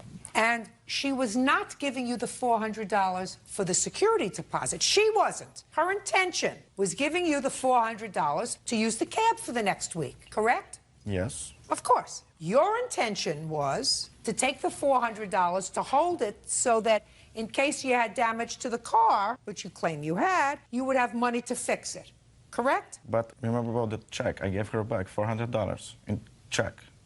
Listen That was to me just carefully, sir. Don't play slick with me. I know that what you've got fixed in your own mind is you decided to take that moment August 13th, that's the day you selected to take the money for the bad check. Not the week before, not in the middle of the following week. You said, this is the time I'm going to take the money for the bad check, right? Yes. And I'm telling you, you can't do that. Just Anything you want to say to me? Me? You. No, I'm just a witness. I'm supposed You're to a witness to what? to her accident. She had an accident with the car. This is not the issue. The issue is who's going to be a plaintiff and who's going to be a defendant. He has every right to fire her. What he did was play it slick. What he did was she said, I want to lease the cab for the next week. Here's my $400. He didn't say to her, no, I'm sorry, we're not leasing. Put your hand down. We're not leasing you this cab for another week because we don't like the way you drive. We don't like the way you take care of our property. We're firing you. But we have your bad check here. And you have to make good on the damage that you did to our car because that's our contract. And she says, sue me. That way, he would stand over here and she would stand over here. Instead, he resorted to self-help. He says, I'm going to be slick. I'm going to take her money. I'm going to be very quiet. I'm not telling her we're firing her today. I'm going to take her money, and then she's going to have to come after me for the money. Do we understand each other? Well, she never said she had an accident, but I saw her have an accident. I don't care whether she had an accident. I don't care if she ended up with a pole up the tailpipe of a car. Listen to me, sir. All I'm saying is they have a choice. Their choice is to pursue her for the money that they outlaid to fix the car, or they can play it slick by taking her $400 and saying, now you're fired, now I have the money. You follow me? I hear everything. You understand it? I understand. Slick doesn't understand it either. They can either be a plaintiff. I would have fired her. I would have fired her. They had every right to fire her. You're not hearing it. I'm hearing it. No, you're not hearing it. They had every right to fire her as soon as she had an accident. Before I'm speaking, do you hear my mouth moving? I see it. Good. They had every right to fire her. They were derelict if they didn't fire her, if they have a cab company and she had an accident. What I'm saying is they had no right. There was a lot more than an accident. There was a lot more. Is there something wrong with you? Is there something wrong with me? Yes. Try paying attention. They had every right and an obligation to fire her. That's what I would have done. They had no right to take her $400. On the day that they intended to fire her, because her intention in giving them the $400 was to allow her to use the cab for the following week. And they took that money under false pretenses. Do you understand? Judgment for the plaintiff in the amount of $400. That's all.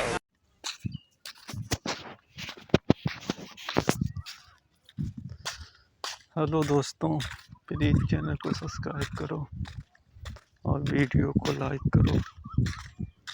दोस्तों, ये है blogging का पहला channel मेरा, तो इस channel को भरपूर प्यार दें दोस्तों। देखिए दोस्तों, धान लगे हुए हैं, धान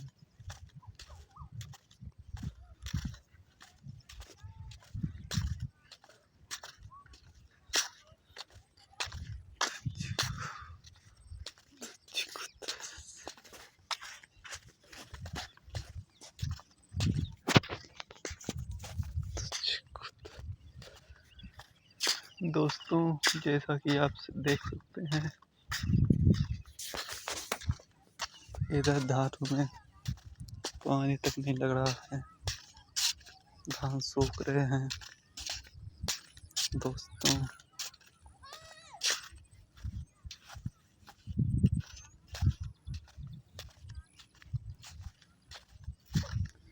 दोस्तों, चैनल को सपोर्ट करो।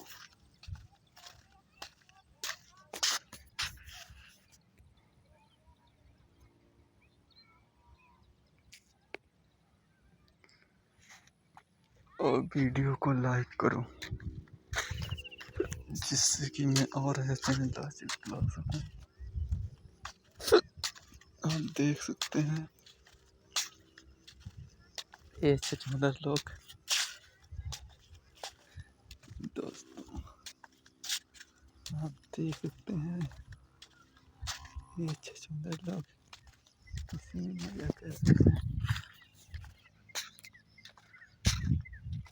जैसा कि आप देख सकते हैं धान की फसल काफी तैयार हो गई है और